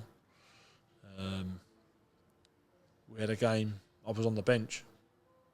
I've told the story before. You know the story, but I'll tell it again. You know, we were struggling. I think we were in the relegation zone, or third or fourth from bottom, and really struggling. And as a manager, again, I know now in terms of managing locally, you'll do anything in your power to win a game of football. So he comes into the change room before and he says, reads the team out, and I was on the bench. And when you're on the bench as a lad, you know, you got paid your normal wage, but as a youth team player, or as a lad coming up, and you had different bonuses based on appearance bonuses and things like that. So if I played, it was obviously better for me. I obviously wanted to play, but being in and around the first team at that time was brilliant because I was 17 years old. So he comes in, he reads the team out, and he says, look, lads, he says, we ain't been great. We really haven't been great. He said, if there's anything in my power that I can do today to help us win this game, he said, tell me, what is it? Is there anything I can do? And it just sort of went silent. And I think everyone was a bit like, what do you mean? And he says, look, anything. He says, anything I can do now to make you perform or want to win more, tell me. And Shane Judah, he had a serious set of cojones on him. He sort of put, Gaffer. Yeah, go on, choose. He said, what is it, mate? He said, if I can help, mate, he said, I'll help you. He said, whatever it is. He went, money. And there was this like gasp around it. Like, what? You get paid to play, mate. You get paid to appear. You get paid if you win. You know, we had crowd bonuses. So if we were doing well, they'd probably base their budget on us getting 3,000 a week. But if you're doing well and you're getting 5,000, we get a crowd bonus. For every 100 over 3,000, you get X amount of money. So you're getting paid, and you're getting paid, you know, you were being looked after, you're getting paid well. So he says, yeah, money, Gaffer, money. And he says, what do you mean money, Jude? He said, well, all right, Gaffer. He said, let me dress it up like this. He said, if I say to you, let's go outside now and have a race, he said, you'll try and beat me, won't you? He said, well, yeah, of course I will, Jude, because I want to win. He said, all right. He said, if I go outside now and say, Gaffer, I'll give you a race, the winner gets 10 grand, he said, you'll try a bit harder, won't you? And he went, well, yeah, I can see. And this conversation's going on, we're just about to go out and play. You're like, is this happening? So he goes, all right, leave it with me, Choose, leave it with me. So he puts his team sheet down and he walks out the changing room. And everyone's like, well, is that it? We just get changed now or what? So anyway, burst back through the door. And used to have a table in the middle with like Jaffa cakes, wine gums, energy drinks, water, chewing gum. So he goes, here you go. And he throws a load of cash on the table. And I was on £200 a week at the time. It might have been 100. I think I was on £100 a week, and I got paid £100 per half that I played. So if I started the game, I get 100. If I came out for the second half, I get another 100. So I was like, oh, that's a lot of money there. 17 years old, I've been on. Do you know how much was there? Yeah. So initially it was a few grand. I don't remember the exact figures, so I won't say exact figures. But you know, there was a couple of grand there. But it gets worse. So he goes, right. If we win today, there you go. So I'm buzzing now, mate. I'm in the 16. So, like, if we win today, we've got whatever it was, 2-3 grand on the table. We're splitting that between us. Oh, lovely. Come on, lads. Here we go. Don't miss out for a meal or something. So he goes, right, is there anything else I can do before I leave you? You went, Gaffer, choose again. And you can you can ask players that are in the channel. He says, yeah, go on, choose. What else? He said, more money? Now, people were like almost, you know, when you're embarrassed for someone or like someone's doing it, you're like, hey, what are you doing? What do you mean choose? He said, well, if I race you for 10 grand or 20 grand, you'll try a bit harder, wouldn't you? Right, choose. All right, mate, yeah, fair enough. So he goes back out into his office, comes back in and puts more money on the table. And he said, right, he said, that's it. That's all I've got. If you win today, you split that between the lot of you. He said, that's all yours. There you go. And he left that and he walked out of the changing room. And I'll never forget him. I think we were 1-0 up with like 10 minutes. I can't remember who we played. And I hadn't got on. And I was just thinking, oh, fucking hell, a little bonus here, lovely. I'm trying to work it out in my head. What am I going to get? Like 16 of us. Going to get a few hundred quid here. Anyway, we conceded in like the 87th minute. I was heartbroken, mate. But looking back, I just think, mate, what were you thinking? But he was Chudes was money mad. I think he's gone on to be successful in terms of properties and things like that, but he was money mad. But I just think, wow. But I mean, again, and you look back and you think, you know what, obviously the gaffer, he'd had a good day on the horses or something and had a bit of a touch. So he's thought, right, I'll go with it. And if it works, it works. And it didn't. And I think 3 or 4 games after that, he got sacked, which was a shame because he was a club legend. You know, again, used to watch him. Goal scorer. You mentioned Cambridge United, John Taylor. Yeah, it goes hand in hand. He's an absolute legend, and like you said, it come out sort of years later what he was going through personally and stuff. When you look, I used to love watching Shane Tudor. It surprises me that a pro has that in them to say that, but it doesn't necessarily surprise me. He always come across as that like sort of when he's saying it. So whoever would have been the captain at the time.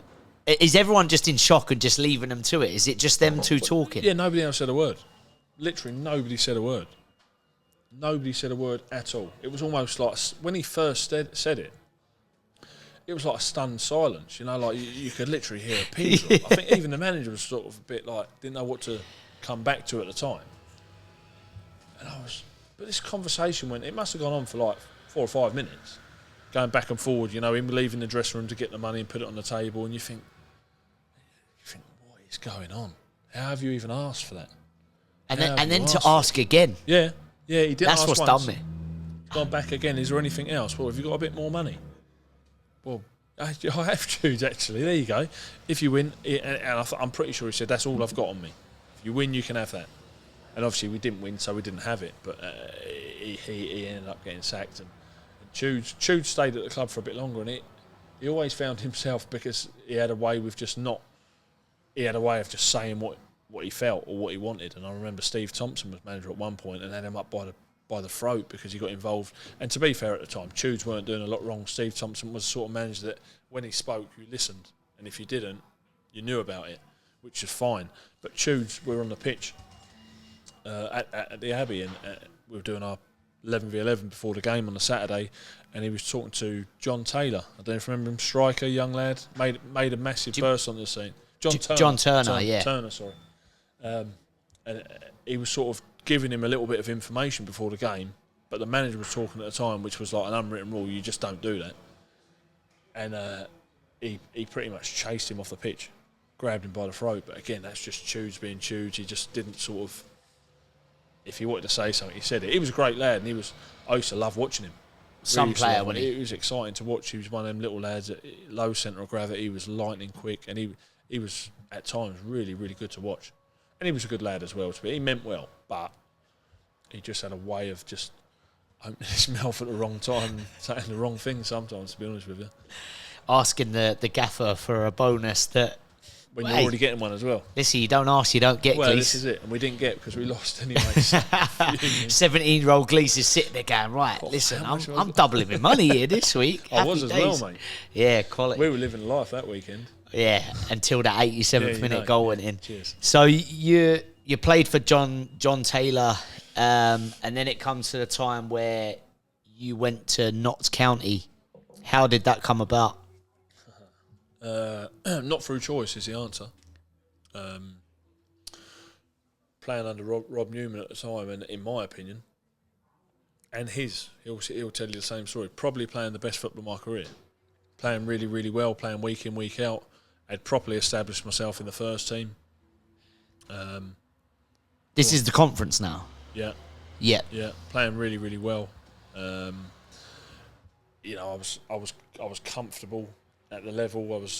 For me, I was performing well, and it was one of the stages in my career where I actually had a bit of interest from clubs elsewhere. and you only come about either normally through agents or whatever. When I never had an agent, the only time I had an agent was when I went from Cambridge to Luton. It's the worst thing I ever done. So Rob Newman, he came to me. We played Yeovil away. It's the worst thing he ever done. He came to me. I usually have a bit of OCD as well, so I try and be the last person off the bus. But again, you probably had 2 or 3 lads who had the same mental things going on, and we all sort of like end up fighting. So you pretend to pick something up, or just to try and be the last.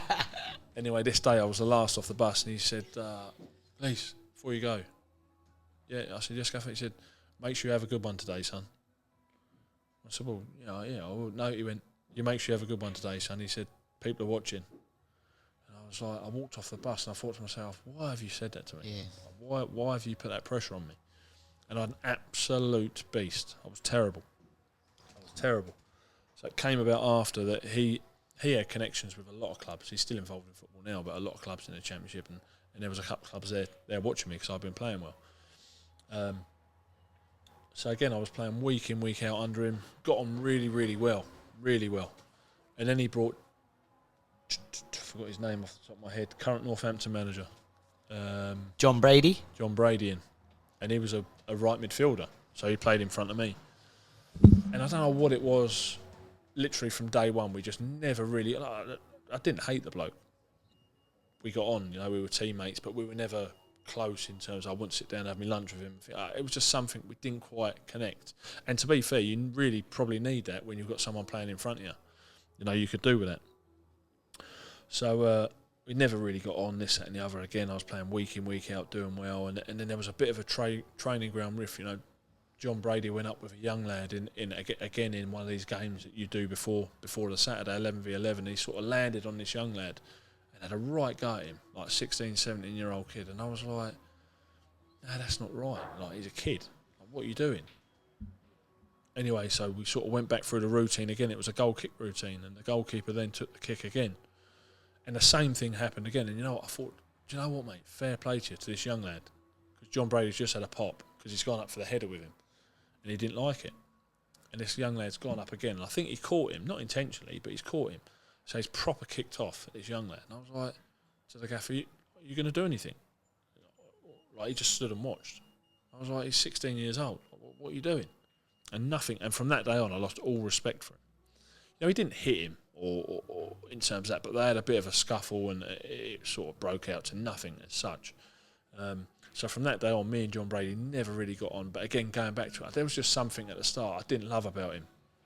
And he probably, to be fair, he's got his own opinion of me, and that's fine. He's doing well as a manager now, and I wish him well. But back then, that caused a bit of a rift. But after that had happened, again, I was playing week in, week out, and I was offered a new contract at United. I was offered a 2-year deal from the Rob Newman.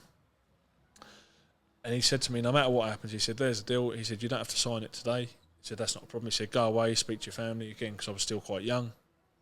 Didn't have an agent. He said, speak to your mum and dad, see what you want to do. He said, but whatever happens, he said, I'm a man of my word. He said, and that contract will be on the table from now until the end of the season. He said, you haven't got to sign it today. He said, if you leave it and you would rather wait, that's fine. He said, but at the end of the season, when you come and see me, the same offer is still in place. I was like, okay, fair enough. So because of what he told me previously, in terms of people were watching me, I was a bit dubious in signing it, because I thought, will that hinder me moving on if it's possible? So I didn't sign it. And the end of the season came, and again, I'd played pretty much, I'd say, every game that season, or a good 95% of them.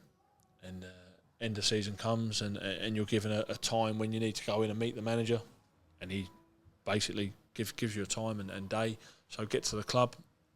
It was in the front offices at the time, the old porter cabins that were there.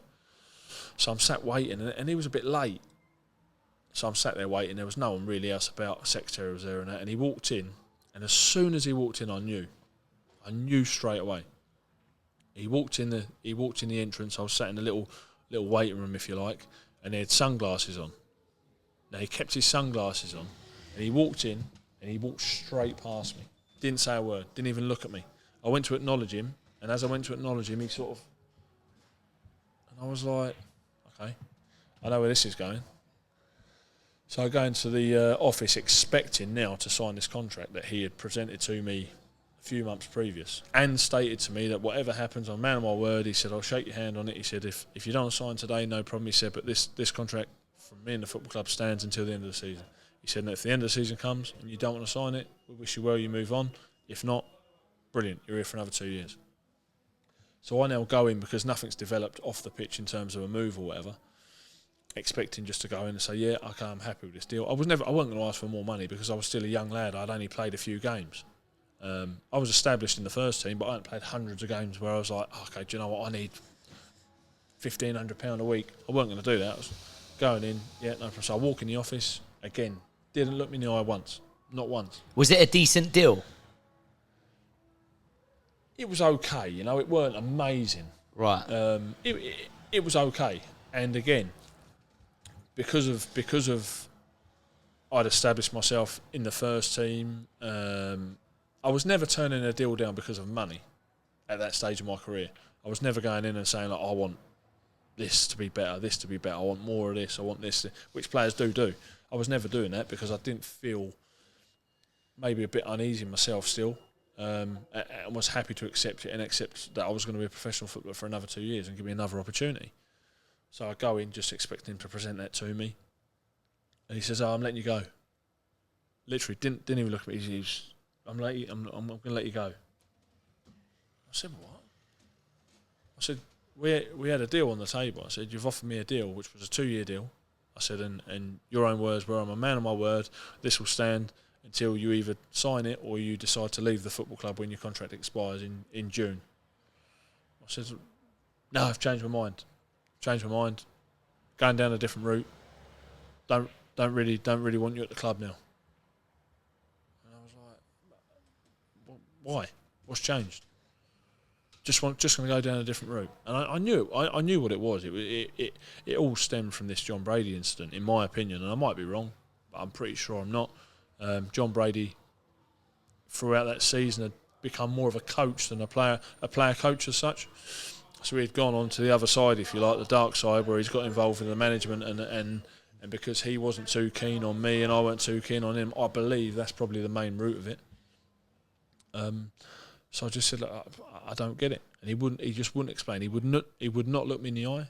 He kept his sunglasses on the whole meeting. Inside, he kept his sunglasses on. Wouldn't look me in the eye. Said, that's it, son, I'm letting you go. I asked the next place he went, I wish you well. Shook my hand, and that was it. So I walked out the door. And it was a bit of a shock locally, because the Cambridge Evening News actually rang me a week later. And they've said, like, what's happened? We were led to believe that you were, I guess they must get wind of things, as reporters do. He said, we were led to believe that you were staying. He said, the report said, was it something that you weren't happy about? Or I said, it's not really for me to say. I didn't really want to speak about it at the time. So I sort of left it at that. And the same bloke rang me 2 or 3 times. He said, can we have an interview? Can we talk to you about it? Eventually I thought, you know what? Yeah, I'm going to tell it how I see it.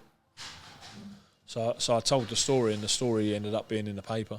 And I see, I hadn't seen Rob Newman for a long time, and I think, we played Weymouth away, and he was at one of the games.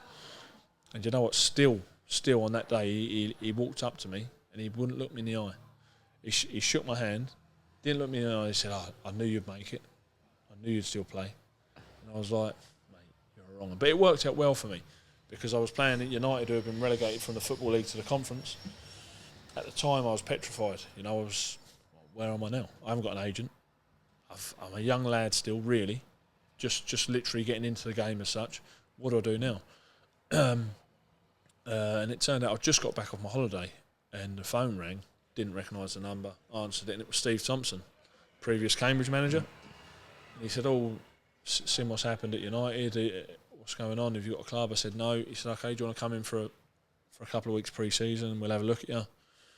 Go from there. So I went up to Notts County, trained with him for 3 or 4 days, and signed with him. So it was a blessing, really, because, and to be honest, I went to Notts County. I was on more money, and it sort of projected my stature, if you like, as a player, because I've gone from being relegated from the Football League to non-league to then going to the Football League again, earning a bit more money. Now, if I'm going to go somewhere else, I've got a bit of leverage to say, look, I'm on this. Can I Good club. Yeah, it was Notts a massive County is club. It's a big, massive big club. club, yeah. And it was I played. So I think the first 3 games I was on the bench.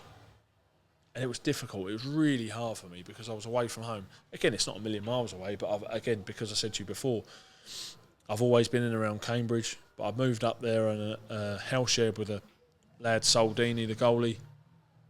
And it was quite. I found things difficult, and when you're not playing as well, it's even more difficult. So the first 3 games I weren't playing. I was like, what have I done? But I needed to sign because I didn't really have anything else on the table. I sort of took the first option because I wanted to play football. I wanted to carry on my career. But then the lad got injured at right back, so I played. I think I played 17 games. You did 17, yeah. And I played 17 games in a row. And the manager come to me and he said, look, you're doing really well. And we were, I think we were in and around the playoffs for the first 10 games or so, 10 or 12 games. And that's League 2? Yeah, in League 2.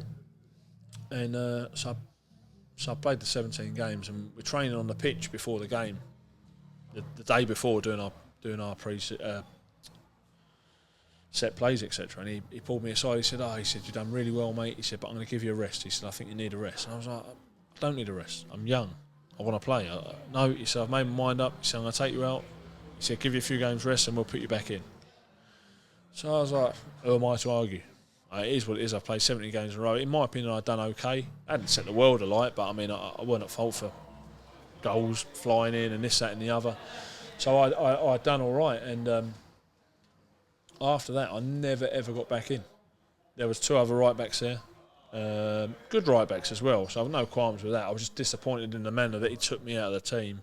If I was underperforming, great, but I wasn't, or I didn't feel I was. And I think I'm pretty honest with myself in terms of that.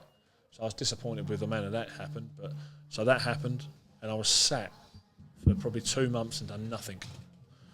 Absolutely nothing. And you think to yourself, well, what am I? I ended up being on the bench for a bit, and then after that, I wasn't even in the squad. And then I ended up going from not being in the squad to training with the Resis and the youth team because I was out of favour. It weren't a personal thing, I don't think. I just clearly were having the other 2 lads over me, which is football. I get that. And then he called me in the office on the morning, one morning, and said, he said, you got a chance to go out on loan. Do you want to go? And I said, yeah, I'd love to go. I said, where am I going to go? He said, we've got Jimmy Quinn on the phone. And I was like, Cambridge manager, isn't he? He said, yeah, Cambridge. He said, they've got X amount of games left of the season. They're really interested in getting you back if you can go and agree something. So I was like, okay, perfect. And this was at like 9:30, 10:15. He said, right. He said, get in your car and go now. I said, what do you mean go now? He said, well, they're training on the Abbey pitch at 11:30. He said, and he wants you at training today. He said, he wants you in the team tomorrow. I was like, I ain't got my clothes or anything, Gav. He said, look, get yourself there, get yourself sorted. He said, and you'll have to come back during the week and get your gear and do it. He said, just take your boots and go training. So I literally left his office, got in my car and drove to the Abbey and trained on the Abbey pitch. And that was really good for me because I sat there, and when you're not playing, mate, it's tough.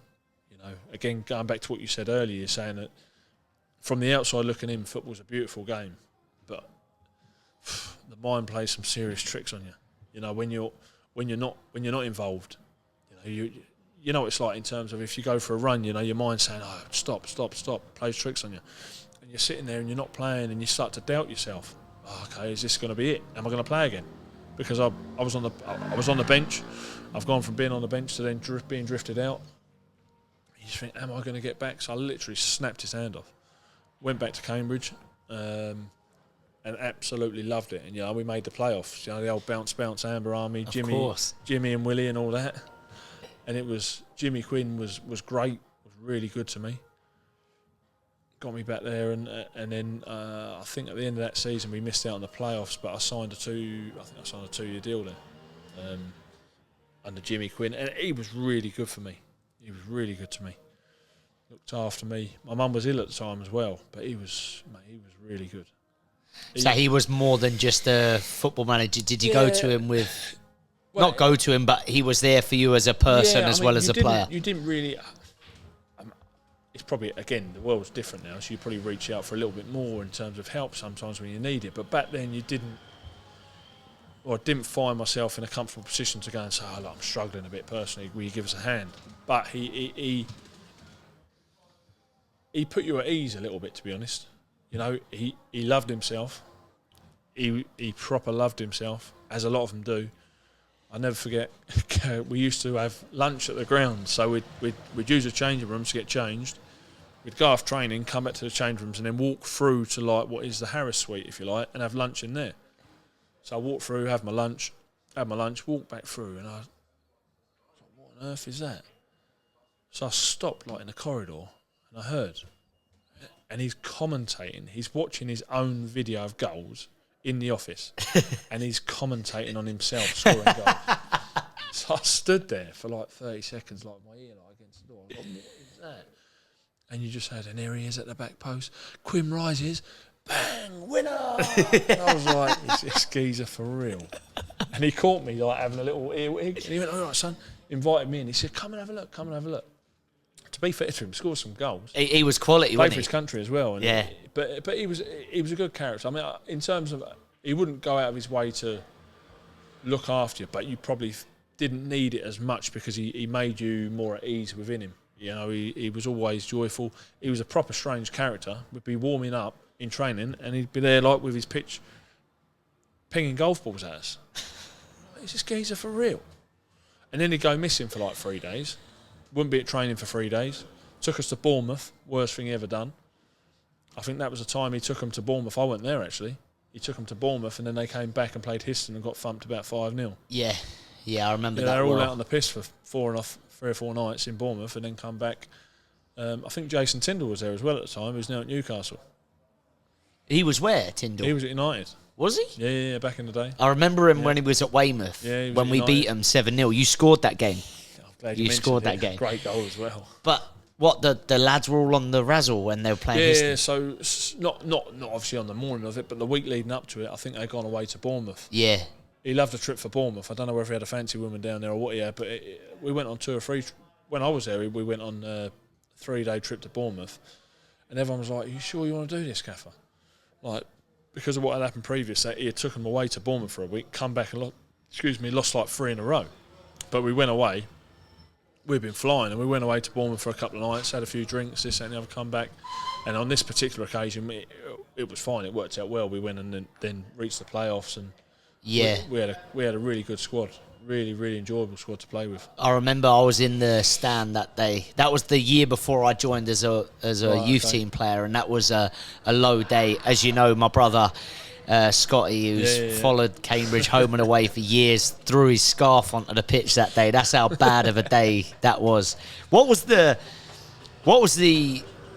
dressing room like after you lose? And listen, our supporters were visibly and verbally very vocal about how we felt that day. What's it like as players? Give us an insight of what you guys are saying. 'Cause I remember, Cambridge fans certainly love Courtney Pitt. Yeah. I remember him coming over to clap us, and we were pretty much telling him to. Is this the playoff final? To piss off? No, this is the Cambridge 5-0 loss. Oh, so I weren't there.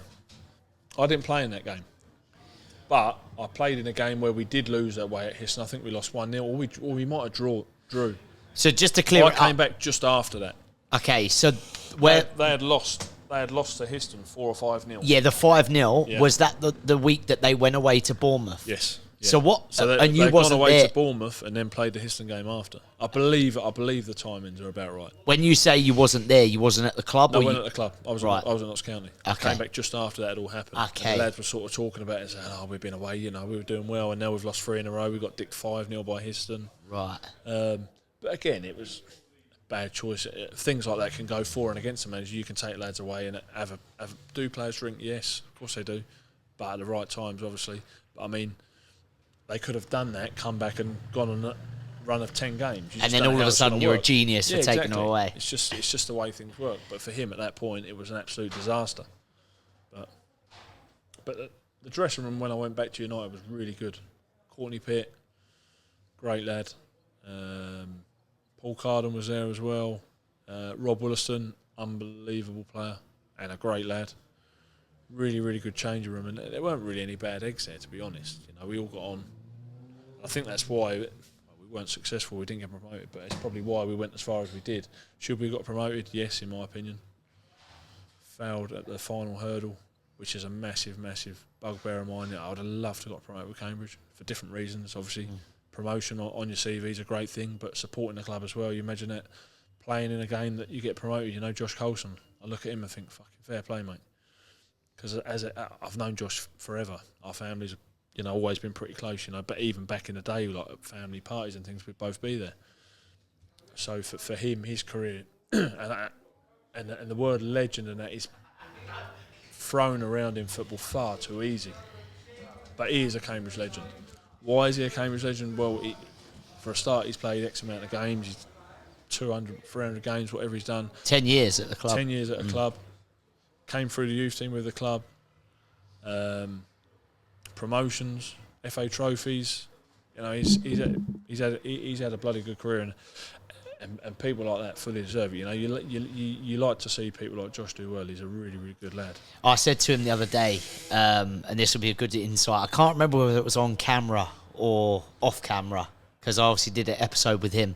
And I said he was a Cambridge legend, and he went, "No, I'm just a boy from Cherry Hinton that played for my club." Yeah. And I was like, "Hey, you're a legend." He is. Again, it gets barricaded about too often. Oh, he's a legend. He's a legend. Yeah, I think there was a comment on Twitter a few months back. I can't think what it was. I think Cambridge United were doing a poll, and again, absolute unbelievable career the man's had, Luke Chadwick, unbelievable career.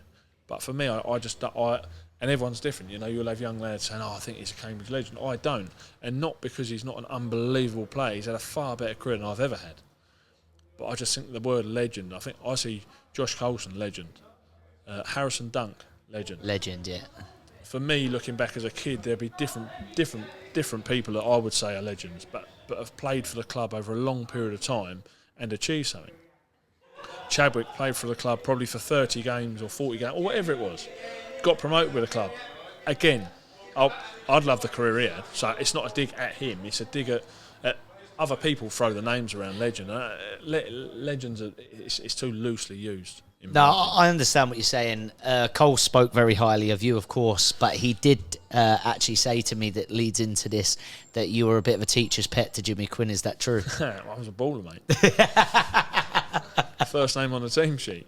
What can you say? There's nothing else to it, is it?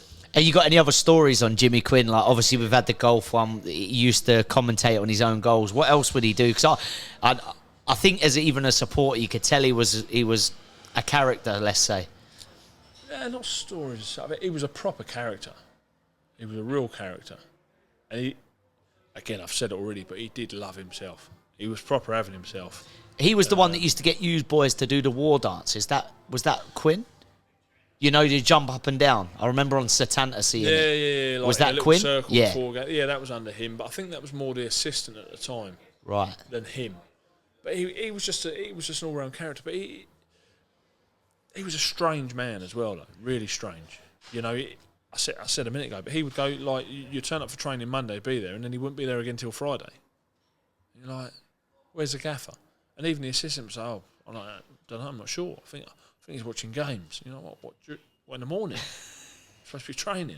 He's like your mate who texted you the other day. Yeah, unbelievable. Text me the other day, we've got a game at 7:45 on a Tuesday. I can't make it. I thought it was 3 o'clock kickoff. All right, mate, yeah. All non-league games, 3 o'clock on a Tuesday, aren't they? Just to give everyone a little bit of context, you're now gaffer at God Manchester, and one of your players texted you and said he didn't realise the game on Tuesday was 7:45. He thought it was a 3 p.m. kickoff, and so rescheduled work. He moved work till 8 o'clock that evening. He'd done a night shift. I mean, come on. I've heard some excuses. There'll be lots more as well, I'm sure, but that was up there for sure. That's I think that's disrespecting your intelligence there, Gleeson. I reckon you should have him running around the ground next training session. Just been brought down to earth rather than been here a little while. Unbelievable. Who talk about that team, because that was sort of fond memories for me. Probably the last time I properly followed Cambridge home and away. Obviously, I then started to play myself and had commitments and stuff. But Wollaston, I used to love Wollaston. You touched on him. Pitty was unreal. You were playing at right wing back at this stage. Loved it. We seem to have that team so well balanced. Yeah. It was good, mate. It was a really good side, and probably credit to the manager for the way in which we played 3-5-2, which is, I didn't really play a wing back as I don't think at any other time in my career, to be honest with you. But I absolutely loved it. A bit more freedom in terms of going forward. Probably brought back my like days as a kid where I used to bang the goals in. But getting forward, I used to love it. Really used to enjoy it. And we had Scott Rendell up top who used to bang. He was banging goals. I'll take credit for his move to Peterborough. Can't believe he went there, but that's another story. But got a few assists for old Scotty, to be fair. But he'll probably admit himself, Scott. He wasn't a great footballer. He was a proper like throwback, if you like, goal scorer. He was just in the right place at the right time. Just knew where to be and always found the fucking net. He scored a lot of goals for us, got himself a move and done well. But that team as a whole we had some really good footballers. Then we had some lads that, obviously footballers, but in terms of technical ability, and that weren't brilliant, but they knew the ugly side of it. Like Cardi was properly good for our team. He was good for the dressing room. He's a great lad, really, really good lad. And he's probably had a lot of stick over his career as well for whatever reasons, but he was very good at what he done. You know, he'd break the play out, he'd work his nuts off, and then he'd feed other people the ball. You have people like Rob Williston around you. I'm not saying Cardi couldn't play, he could play, but the other side to his game was what he was about. He was a proper dog, break the game up, put a proper shift in, and bring other people into it. Again, that team, we had Lee McKevely up top. Oh, what an animal he was. He was the character as well, wasn't he?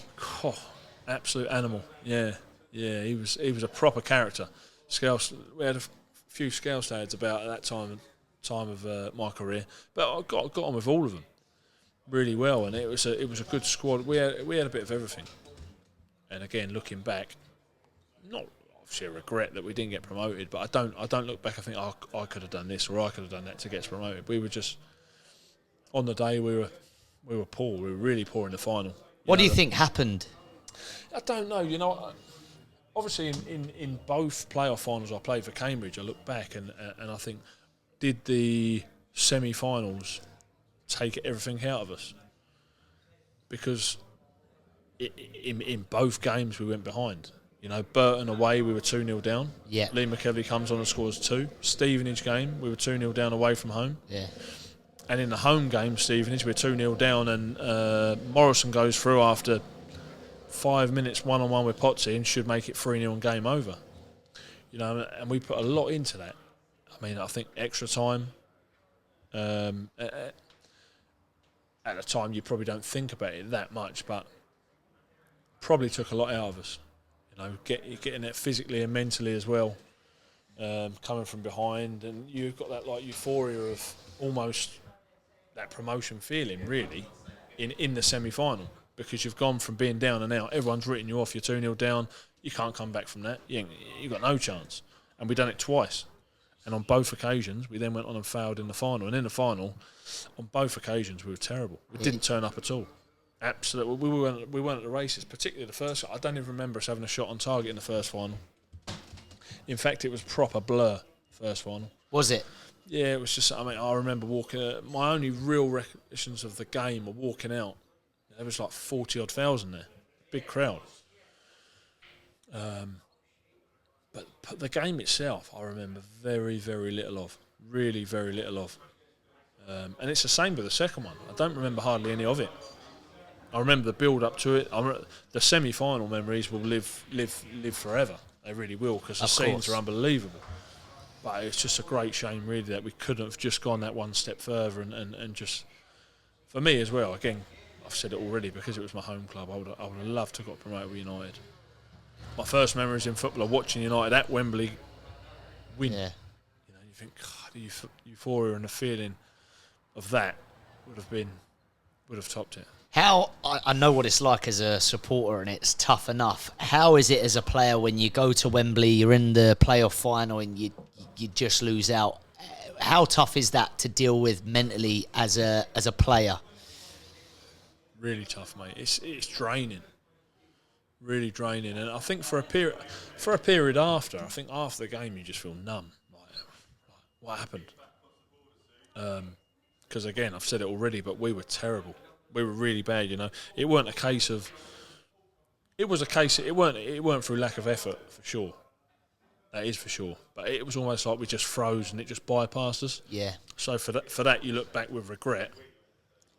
But it's just a blur really, and you feel numb after, and you just think, why? What if we'd have done this different? But I mean, I think the team selection was a bit of a thing me in one of the games because he left Michael Morrison out of the team in the final. Would we got promoted had he played? I don't know. Maybe. He was a good player. Went on to have a great career. But you can't really put your finger on it. Again, it's the first time I've really thought about it for a while, and maybe the semi-finals did take their toll. Just we give ourselves a little bit too much to climb as such, and cost us in the long run. Was it harder to accept because it weren't like we just snuck in the playoffs either? We were second, Yeah, it was real. I think on one of them, I think the last game of the season, we could have still gained promotion via goal difference. Yeah, I think we needed to win 5-0 or something. Yeah. We won 2-0. Robbie Wilmot scored that day down the south end. We could still have just nicked automatic promotion. Yeah, but we missed out. So again, it weren't like we just nicked in the playoffs. That's it. We were always there, and we were always in and around it, and we always pretty much knew as a team. You know yourself. You've been involved in teams. You get to a point, where you're winning every week. You just know you're going to win. You know whatever happens on that day, someone in the dressing room is going to produce the goods. And we had a team at that point in and around the playoffs, in the top 4 or 5 for long periods of time, and you go out and you just know you're going to win. The flip side is as well. I've played in lots of teams that you go out and you think, how are we going to win today? Yeah. And that's the mental side of it. But at that point, we sort of felt. Well, I felt when we went out, we'll win today. It was a good feeling. It was a good feeling until we miss out and leaves you numb, really, really numb. Certainly did. And then we went into that second season. Jimmy Quinn had gone. Gary Brabin comes in. How did you like Gary Brabin? Loved him. Absolutely loved him. My favourite manager away from football by absolute far. Was he the best manager I played under? No. Was he the best man I ever played for? Without doubt. People looked at Gary Brabin and were like, you'd be fearful of him because he's almost got that. People say, he's a bouncer, and he looks brutal. Yeah. He looks like he'd eat you for dinner. Yeah. So for that reason, he gains respect straight away. But he was the nicest man I've ever played for. He'd do anything for you off the pitch. On the pitch, he'd do anything for you. Again, tactically, he wasn't the greatest. Did he know what he was talking about? Of course he did. He played the game. He played at a decent level, and he's coached at a decent level. But he was the best. He was the best man, in my opinion, that I ever played for. And I wish I'd got promoted with him. He was really good. Really, really good. He was even good with the youth team. So that was my first year in the youth team when Gary Brabin come in, and he was always. It sounds so simple, but he was dead good with the youth team players. Like, used to say hello to me in the corridor, and I know that sounds simple to people watching, but guess what? It sometimes isn't the way. No, of course. I remember I used to the bit where John Beck chased you up that little corridor under the main stand. I used to be down there sometimes. Brabin would walk down and see me. He'd be like, "How are you, lad?" And then just like give me a little friendly punch in the stomach. Yeah. But because he's so big and I was so small, he used to win me, mate. I used to like try and hold it so he didn't see I was weak, mate. But he was good to the youth team lads as well. He was a great bloke, and because he was such a good bloke, I think we all wanted to do well for him as well. So it was a massive disappointment, that side of it. But he looked after me, to be fair. He then went on to Luton after Cambridge as well, and probably sorted that move out for me, if I'm honest. Did he? Yeah. Yeah. My move to Luton, obviously, people will talk negatively about, which I understand, because obviously the connection between Luton and Cambridge is not that far away. There's a bit of a rivalry there. But I'll always be honest with people and tell them the story. I'm not afraid to say that. Before I say that, actually, I forgot a little story about Brabs. So we're playing Weymouth away. Cambridge, we're playing Weymouth away. Do you remember lad Stephen Reid? Yeah. Left back, played midfield. Joker. He was a proper joker. Yeah. Got on the right of him as well though. He was a good lad, and he was good mates with Mark Convery, who we got a few more stories to tell there actually. And so we're Weymouth away, and I think we're winning 1-0, or I can't remember what happened. I think we conceded a really late goal to either lose or draw. And people look at Gary Brabin and think, I bet he proper kicks off. But he never kicked off. Never, ever kicked off. He'd always talk calm. He'd always be chilled and calm. And even if we had lost, he'd try and have some sort of reasoning with you why we've lost, or he wouldn't just come in and like blast you. So this particular day, we're at Weymouth, long old trip, and we're in Weymouth. Again, I can't remember the result. I think it was we were 1-0 up and we ended up conceding like last minute. And I think it was Stephen Reid's fault, thinking back. Anyway, so we're in this tiny little changing room, and he's proper lost it. Brabs has lost his head. He's proper tearing into people, and he's got his studs on. I'll never forget. I was sat right near it. There's like a shelf in the dressing room, and on this shelf was a crate of Red Bull. So back in the day, I suppose different clubs were sponsored by Red Bull or whatever. So I had a couple of traits of Red Bull that you could either drink at half time or full time. So he's giving Stephen Reid, and he got bang like that and took like proper booted this thing of Red Bull, and he's like his foot's stuck in the Red Bull. He's gone through the can of Red Bull. This Red Bull's going like pissing out. He's roaring into people, and he's done this, and now people want to laugh, but they're so scared because he's lost it. Never lost it before. So he's proper tearing into it. I think it was Reid he was tearing into, and he's gone bang like that, booted this crate. Red Bull's flying everywhere, and he can't get his boot out. He's got his legs stuck on this crate of Red Bull. Oh mate, it was a funny old story. But Stephen Reid was in that side, and house shared with Mark Convery, little centre midfielder. Yeah. And I mean, I've got enough stories about that man to last us a lifetime. But he suffered.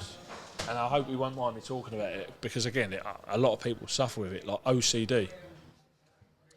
And he had to do certain things at certain times. And to be honest, at one point in his career, it was like life-threatening for him. I think he used to do something when he was driving which caused him to crash. And he was a lucky boy. But the one particular thing I remember, we were at a barracks, another pre-season. I think we went to Bassingbourne Barracks for the week. And every morning we had to meet out on the runway. So we'd meet out on the runway, and old sergeant, whatever he was, would come out, and we'd have to do this morning run. We'd have to do so many laps of this, the runway. So we're all lined up, and I stood next to Cons, just having a chat about whatever. And then as soon as old Sergeant Major kicked in, like, you knew it was time to, right, we've got to go to work now. We've got to do our running. So we're all lined up, right, on my command. 3, 2, 1, and as he said, 3, 2, 1, we all tear off and do our run. So obviously as you're going along, you can have a chat in that. So I was like, oh, fucking hell, Cons, I hope this ain't as bad as yesterday. And I was like, we were. Where is he? And all of a sudden, the old commander goes, whoa, stop. Everyone looks back, and Cons is there, holding his shoelaces at the start. They're like, Cons, what are you doing, mate? What on earth are you doing? And the only thing he'd ever say to anybody when he was doing his thing, you'd look like, come on, Cons, mate, come on, you're going to cost us all. Ho here, man, ho here. And old mate is absolutely tearing into Cons, and he's just stood there holding his laces because he's got to do this OCD thing. Like, so he's just in that position, holding his laces. He's leaning over, like as if you're like in a 100-metre sprint, that sort of thing, on one knee, holding his laces like that. And we've gone 100 yards, and we turn around, and he's still just sat there like that, holding his laces. Like, mate, what are you doing? But he'd do all sorts of things in the dressing room. He'd put his boots down, and he'd have to do like step-overs over his boots once he took them off, and then he could. Like it was a, but again, he was lucky in the end, because he almost got himself in a bad position there. I think when he used to drive, he used to turn around. I was driving with him they lived in Milton. We're driving down the A14. He had an X5. We're driving down the A14. He let go of the steering wheel. And he went over one shoulder. He go 1, 2, 3, 4, 5, and then he grabbed the steering. I said, "What the fuck are you doing? What are you doing, mate? Ho here, man, ho here." So anyway, carries on driving. Lets go of the wheel. Goes over the right shoulder. 1, 2, 3. And I grabbed. I said, "Mate, no, mate. Like not when we're in the car. Like, come on." And it ended up that I'm guessing that's what he done, where he caused himself a few problems and rolled his car over. I think he landed right next to a river. Thankfully, he was all right. But yeah, He was a proper character. Now, you see, when you're holding your laces, it's all fun and games. But when you're driving down the A14, mate, that's scary. Yeah, you're doing 70, 80 mile an hour and you're looking behind. Yeah, that's... Yeah, that... But he was a really good lad, and he had another story, but that's not one for camera. So right, fair enough. We'll go back to Gary Brabin, because I was in the gym this day, and it was, you can imagine, I was a youth team player. You boys were all in the first team. I can't remember why I was in there. Maybe I had an injury, and I was in the gym on my own, and all of the first team and the gaffer, Gary Brabin, Cardi, all come walking in. I'm up, just keep myself to myself. Hopefully, none of yous lot, Bolland, freaking Mark Beasley batter me like you normally do. Pity used to give me some as well, to be fair. And so Gary Brabin had just got organised that they'd had all the new white, pull-up bars and gym equipment, and it had arrived. So I think he'd got buzzing, hadn't he, that it had arrived, but it was all still in packaging. Carry on the story, because this is gold, so mate. We're in the gym under the stand, as you're saying, and Rabs is looking about, so he's got all these different stations set up. I hated the gym. I used to hate the gym. Probably the one thing that let me down in my career is I weren't that strong, because I avoided everything I could possibly do to not go to the gym. So we're in the gym one day and he's set everything up, this, that and the other, and he's like, where's the bar? How are we going to do our pull-ups? One of the lads said, how are we going to do the pull-ups? Like, there's not... So literally, he's a strong man, Brabs, and he literally just goes like that against the wall, puts his arm against the wall, and we're hanging off his arm doing pull-ups. And everyone thought he was joking. I can't. And he's like, no, come on, you can't not do the pull-ups. So we're doing pull-ups off the gaffer's arms. These are big blokes that play football. Yeah. You've doing full pull-ups. Halves doing pull-ups off the gaffer's arm. You've never seen nothing like it, mate. It was an absolute animal. When I seen that, when I see that, I couldn't believe my eyes, mate. Unbelievable. I thought it was a wind-up. I was like, yeah, all right, he's going to say like, yeah. But everyone was doing pull-ups off the gaffer's arms. He literally put his arm against the wall like that, and we're hanging off his arm doing pull-ups. You can't write that stuff. Insane, mate. Leo Fortune West.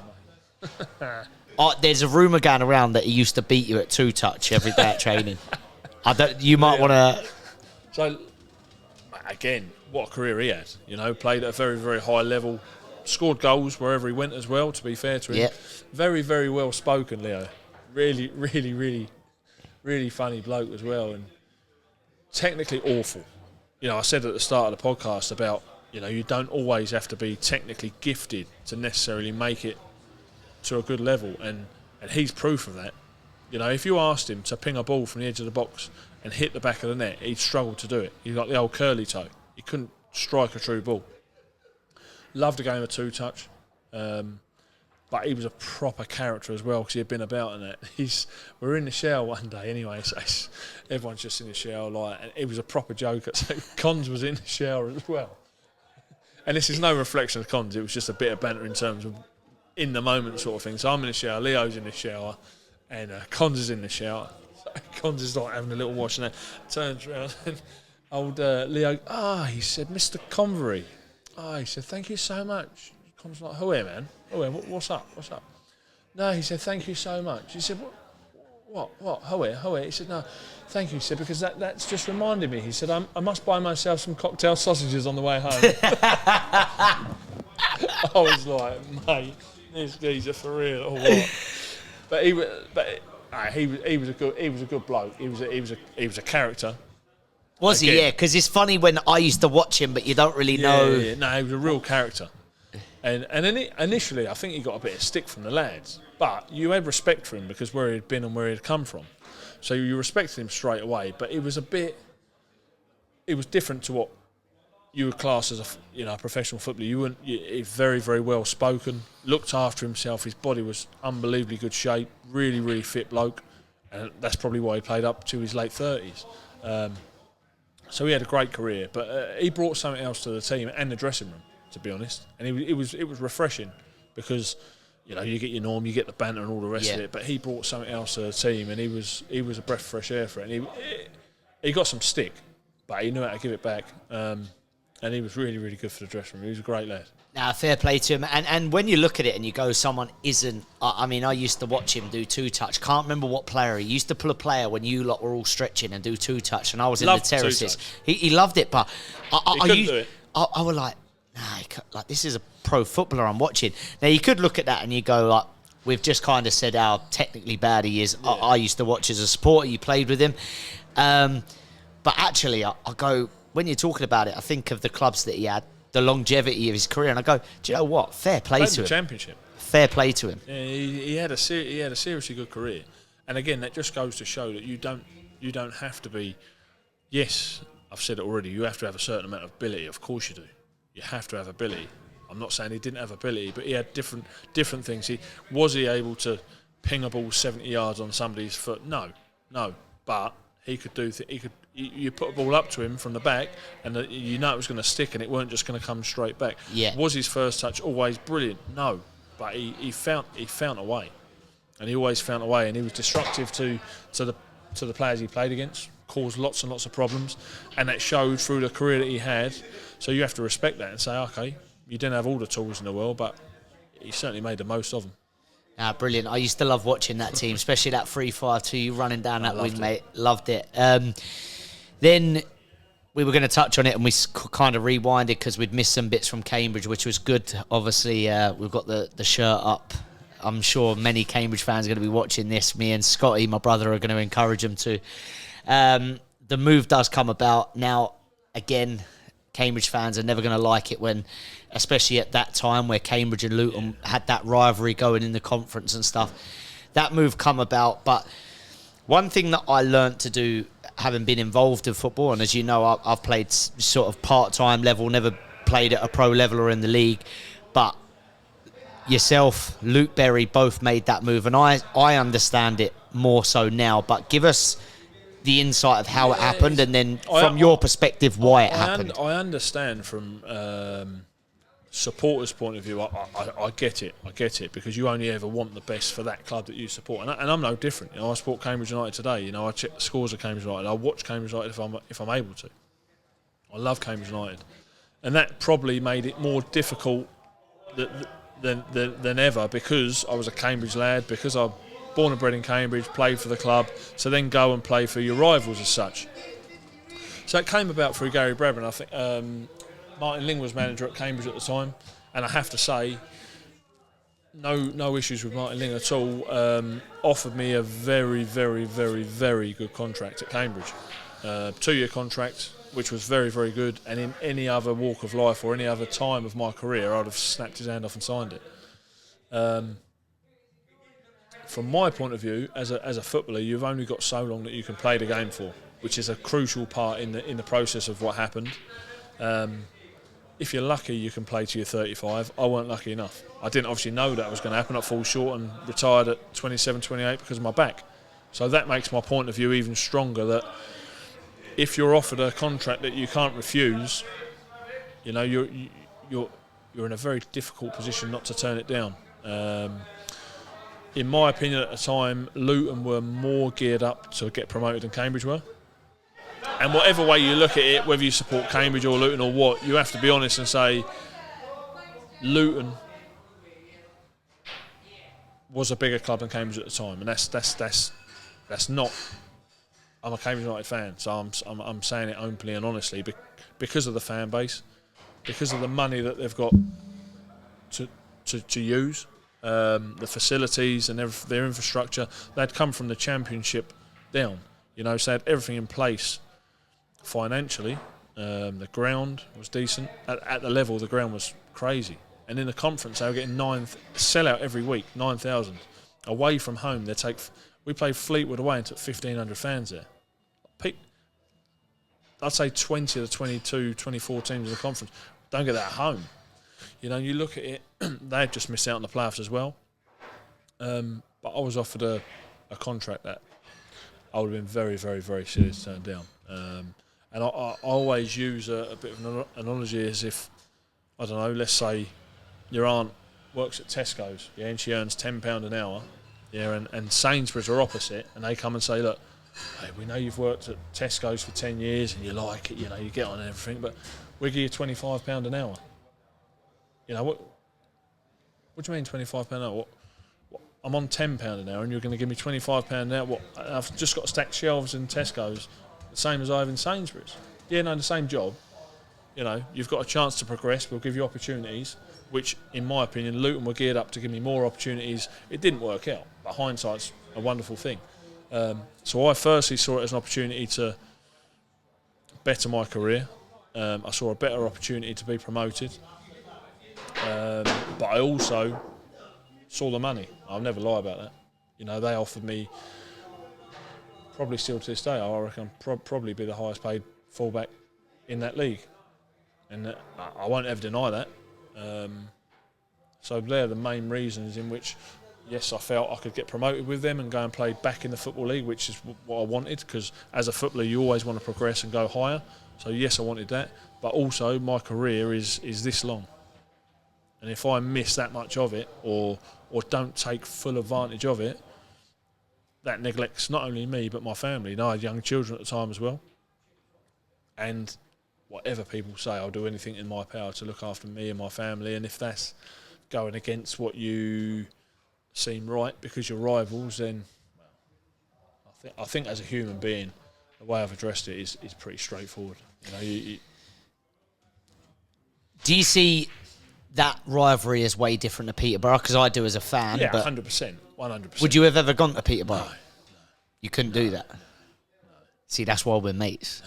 No, I wouldn't have been able to forgive you for that one. I'm sorry, mate. I think the rivalry Cambridge and Peterborough have is on a different level to anything else. Of course. Cambridge obviously had a rivalry with Luton, but I think the rivalry was more, yes, it's close, but because of their downfall, they found themselves in a league that we were.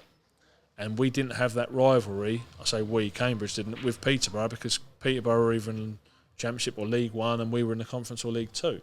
So we never really had that rivalry there. So it almost moved to Luton. But there became a bit of a connection. Obviously, you say Robbie Wilmot went and played there, Paul Carden went there, Gary Brabin went there, Luke Berry, unbelievable, by the way, what a career in the Premier League now, fair play to him. You know, so people do things for different reasons, and I think as a human being, you have to just respect that and say, do you know what, go and do the best for yourself. I think so, and I'm good friends with Luke. I still keep in contact with Beza now, and when he made that move, I remember texting him saying, listen, like, he knows I'm diehard Cambridge. I said, all the best, mate. I get it. Don't worry, I understand. Because he was getting dogs abuse, and I really wanted to stick up for him online, on the Facebook groups and this, that, and the other. I remember having a conversation with him. I hope he don't mind me sort of sharing this. I'm sure he won't. But there was an opportunity for him at one stage where Peterborough wanted him, or was certainly showing heavy interest, and he didn't want a bar of it because he kind of understood that rivalry is different, obviously. Yeah, 100%. It is, you're a football player, your career is short, and it's hard, mate. We all know what it's like. We're both Cambridge fans. You only, when you're on the terraces, you only see it from Cambridge United's point of view. You don't see it through the players. I do get it.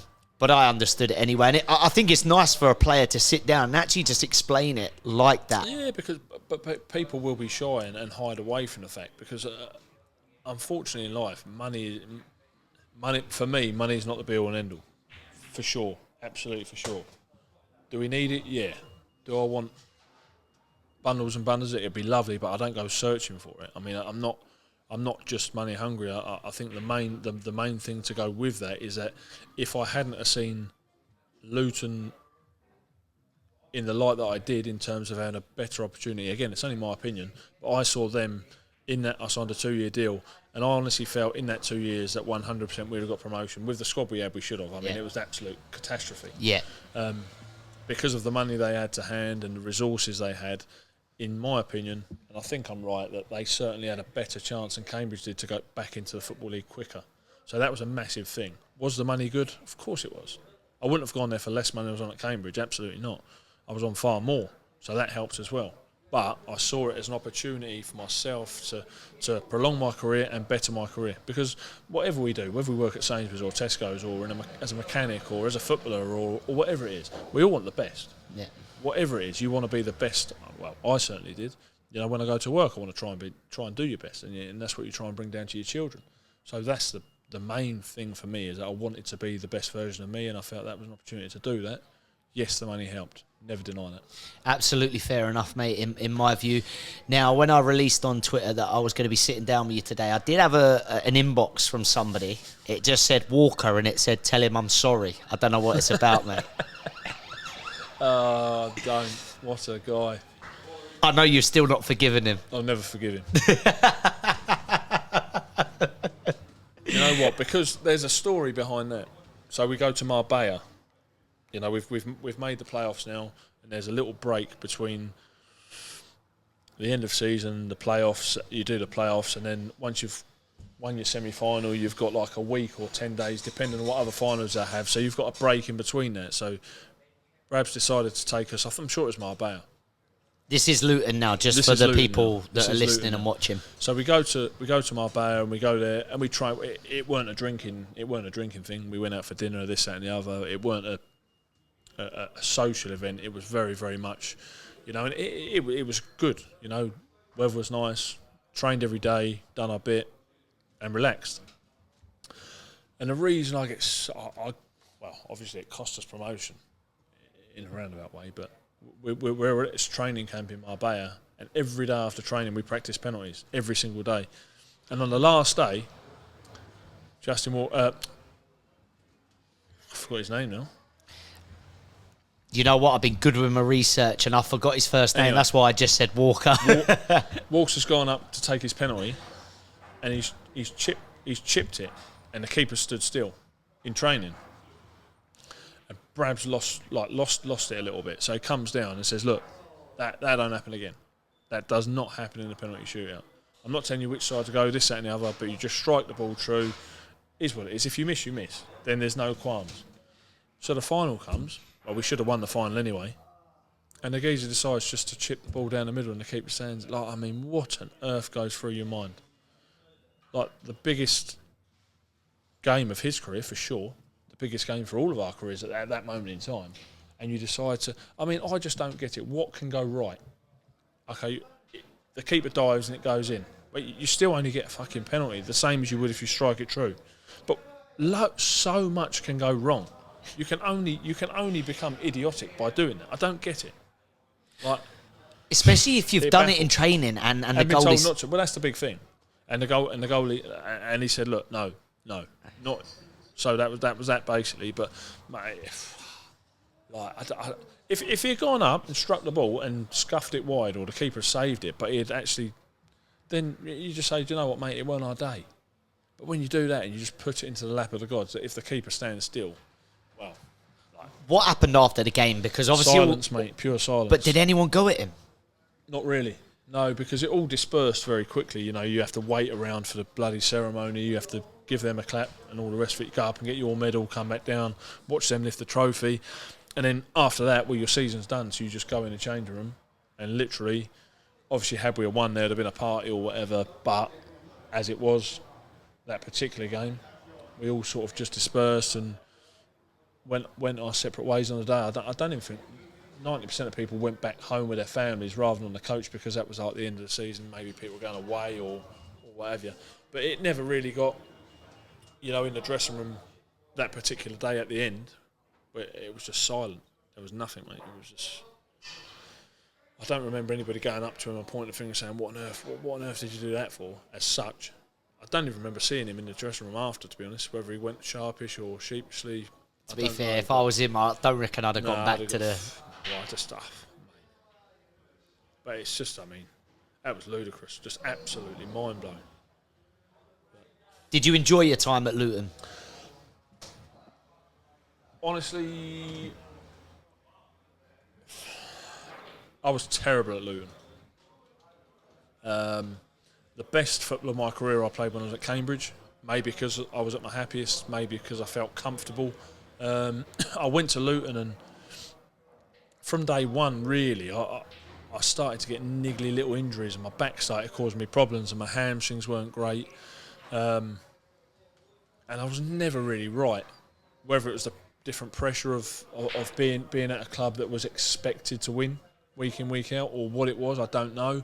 But I never really played to the level that I could play, and that frustrated me, because I didn't really show what I was capable of. I was hoping to go there and like kick on again, if you like, because I was playing well at Cambridge week in, week out, hence why they were interested. And I'd been performing well, and then you go to a club and you move, and it didn't work out, mate. It simply didn't work out. The first year I played nearly every game, and then the following year, injuries just absolutely killed me. I probably only played about 15 games the following year, and didn't get back into.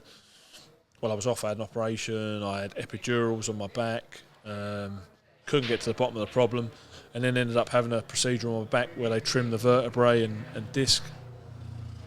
But after that, I mean, I was never right. I had epidurals like women have when they're pregnant to numb the pain, and that just killed me. Absolutely killed me. I had one which lasted about a month, and then the pain comes straight back. I used to get sciatica all the way down my legs.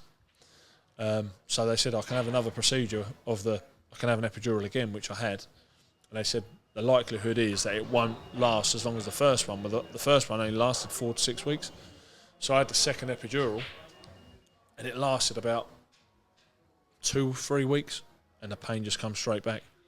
So I tried at that point, because it was towards the end of the season. I wanted to get back in the team for this playoff push and all the rest of it, and my contract had expired.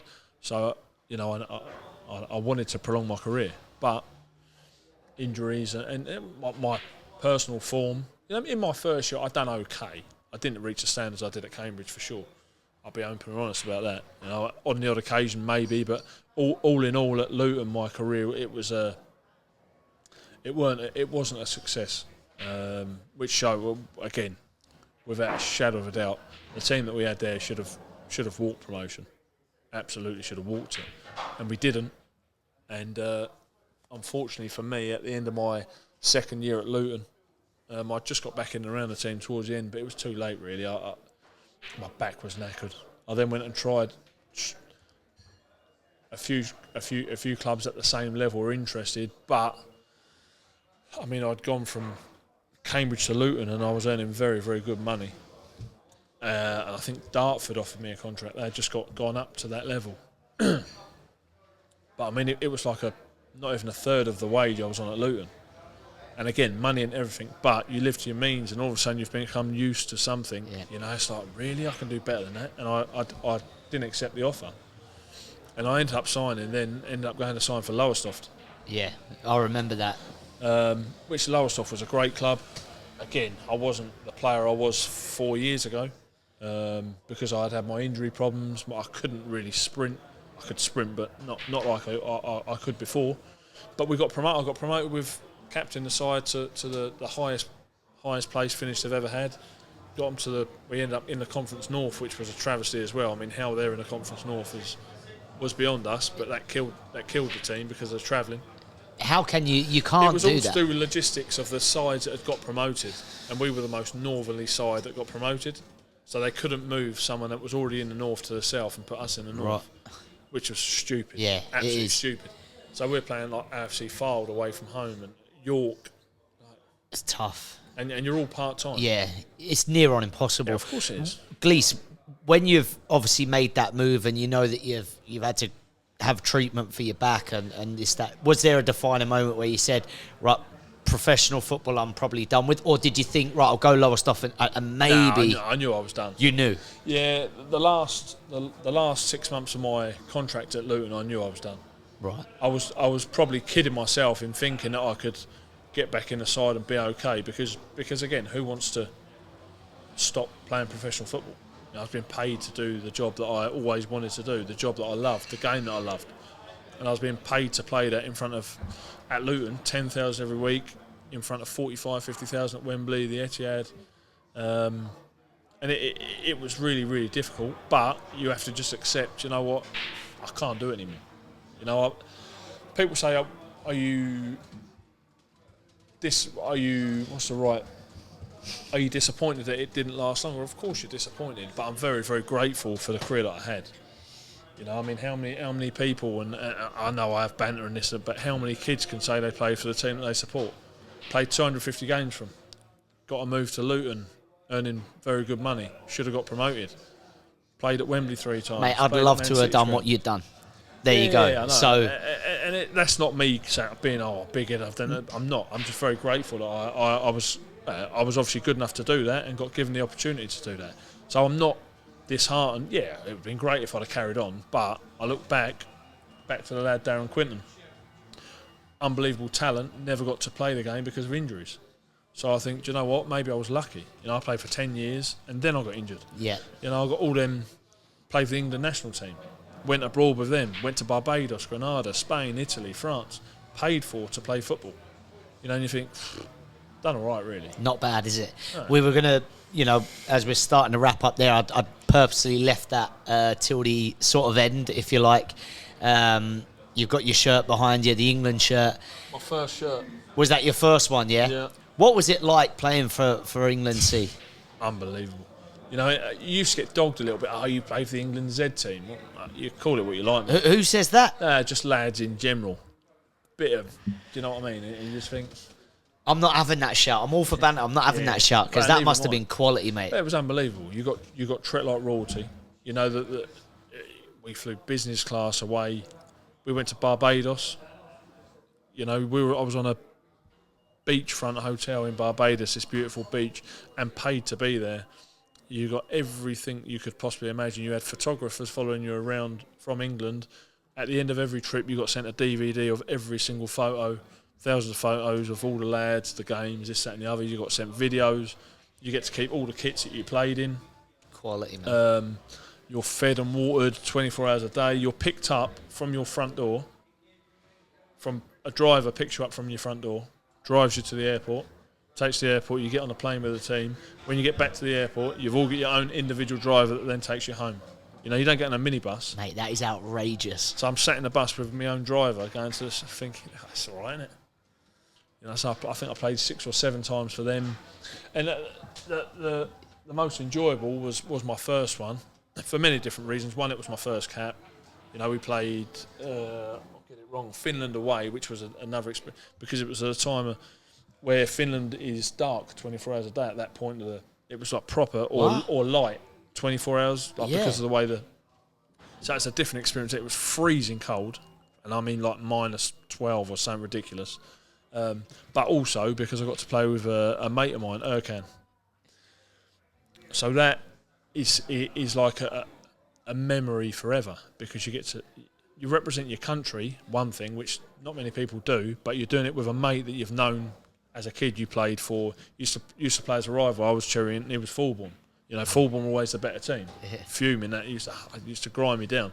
But always got on well with Erks, played in the rep side with him, still speak to him today. So things like that, I've got a picture of me and him in the change room after with our England caps and that. And that as well. After every game, you get presented with a proper cap.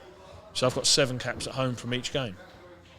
So things like that, people say, England's at it, mate. Believe me, you want that experience. It was unbelievable. Really well run. The manager was superb, Fairclough. I think he's done it for forever. Really thorough. But the experience itself is just... When you get selected, how do you find out? What's the process for that? The FA actually, the first time the FA contacted the club, and then the club told me. And then from after my first one, I then got contacted, I think it was via Fairclough or his assistant, like the week before the squad was announced or whatever. So they'd take a squad of, 18 or 20 away, excuse me, but it was an unbelievable experience. Playing with some very good players in beautiful countries, and you're treated like absolute royalty. Sing the old national anthem and all that, and it's good, mate. And again, the level of football I played at, that's the pinnacle. At that level, whether you like it or not, when I was playing in the conference, yes, I played in the Football League, but when I was playing in the conference, that's the pinnacle. Like, that's the cream of every non-league player in the country. And there was only 16 of us there. There weren't 600. Yeah. And you're one of them. Did you ever think about getting selected? How much is it on your mind getting selected? Never. Do you know what? Before I was selected, I'll be totally honest, I never really knew a lot about it. I'd seen, but I didn't even know how it came about or what. And then it just came out of the blue. Again, at the time, I was playing really well. But you never think, I wonder if I'll get selected for that national team. Right. I never even crossed my mind, to be honest. So then I got picked for the first one, and then I was in that squad for for the whole, pretty much the next 7 or 8 games that they played. We touched on Lowestoft and you had a bit of success there, and I know you really enjoyed your time there. We're going to quickly go over a couple of spells, more importantly because that was where I got to play with you, at Histon and St Neots. One thing that I will say about you, obviously you played at a level, I stood in the terraces chanting your name, and then all of a sudden I was playing with you. You were the soundest geezer ever, like really, really nice, but you had this moment of chilled no matter what. Whether we would be struggling, whether we'd have the best day ever, you were always on a level. Were you like that throughout your whole career? Yeah, I think so, and I think sometimes it probably played against me because sometimes I was a bit too chilled in different circumstances where you need a bit more of a thing. I'm glad you said that as well, because I get taken very wrong on social media, and I understand why, because because when you it's the same as anything in life. When you write something down, the context of what you write down can get taken so far out of context of what you actually mean. You know, I could write you a text today and send it to you, and you'll be like, "Well, why are you saying that for?" When I actually meant it in a joking manner, or I meant it in a completely other context than it is taken. So, you know, I get a lot of stick, and a lot of people think I'm an arrogant twat or whatever. So I'm glad you said that. But what I mean by that is, don't take everything you see on social media as you see it, because the context, I mean, it might be a personal joke between somebody. Do you know what I'm saying? Yeah. It can be taken so far out of context. And that's why I don't love social media. It's part of the world today, but don't take everything as you read as literal from me. You know, I'm not that guy, really. You sound like Andrew Tate, you. Far better looking than he is. I've got a few more followers as well. I reckon you have, mate. I reckon you have. Your Twitter certainly entertains me. You know what I mean? I mean, things can get blown so far out of proportion. But I think there's also I think we're in a world now where sometimes because of your opinion, you're not allowed it, or people certainly make it seem that way. Yeah, people say that as well, or people think that because I played football. I think this is what people think, and I've been told this as well, and I've been DMs and all sorts. You know, when I say something, I think I'm overriding everything. That's my opinion. When I talk about Cambridge United, is I'm a football fan, the same as you're a football fan. My opinion that I write down on Twitter is no more valid than yours. Just because I play professionally and you played semi-professionally, or your mate didn't play, our opinions are all valid. Yeah. Just in a different way. Like, don't get upset by my opinion. I'm not right all the time. Well, we used to travel to games. Certainly, I remember Histon, and even on the coach, we'd be playing cards, and we'd have a disagreement, me and you, about something, or a difference in opinion, and it would always end up as, oh, well, that's your opinion, mine. Let's carry on. We'll have a beer, and but I find that's... But that's easier to do when you're face-to-face than when you write something down, because you write something down and you mean one thing, and all of a sudden, something completely blown out of proportion. And you're like, I didn't even mean it like that. And then all of a sudden you find yourself trying to justify something that you shouldn't even need to. Like, freedom of speech comes into it as well. And I get people get upset very easy these days. But you're like, you've got to be careful. I have to be a bit more careful, especially you've got children as that as well. But 99.9% of the stuff that I write down is tongue-in-cheek or banter anyway. I'm not a serious guy. I always read it, and I know that because I know you well. But it does. Your Twitter's a place of entertainment, I must admit. When you played, so we're going to stay on that Histon St Neots topic a little bit.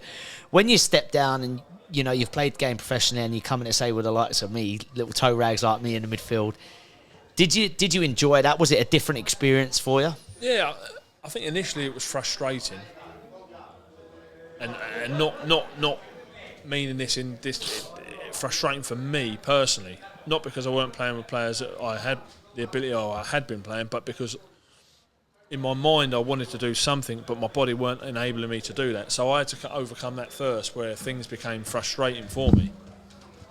But listen, I come to terms with non-league. I would like to think I come to terms with the lower level football really well, and I loved it. I love, again, people, I think, get a lot closer.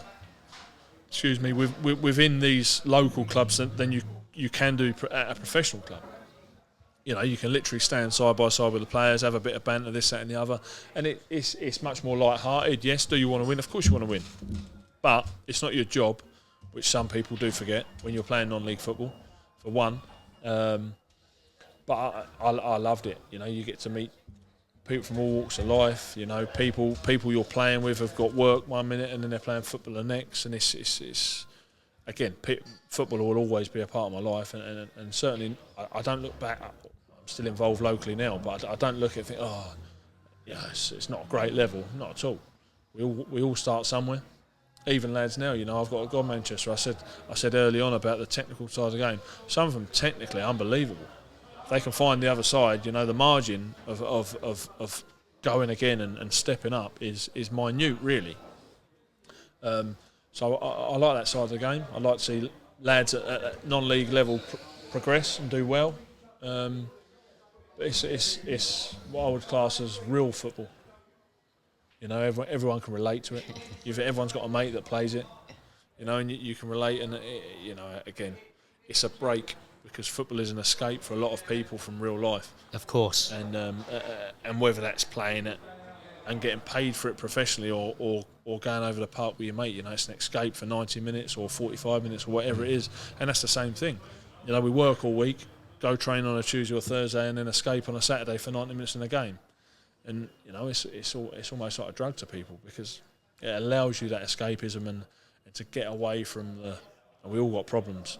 So, you know, you can escape from that and, you know, forget about the world for 90 minutes. Well said, mate. Well said. What a phenomenal career, mate. I enjoyed watching you on the terraces, even though I used to give you a little bit of stick if you hit the first man from a cross or something. But plenty of time.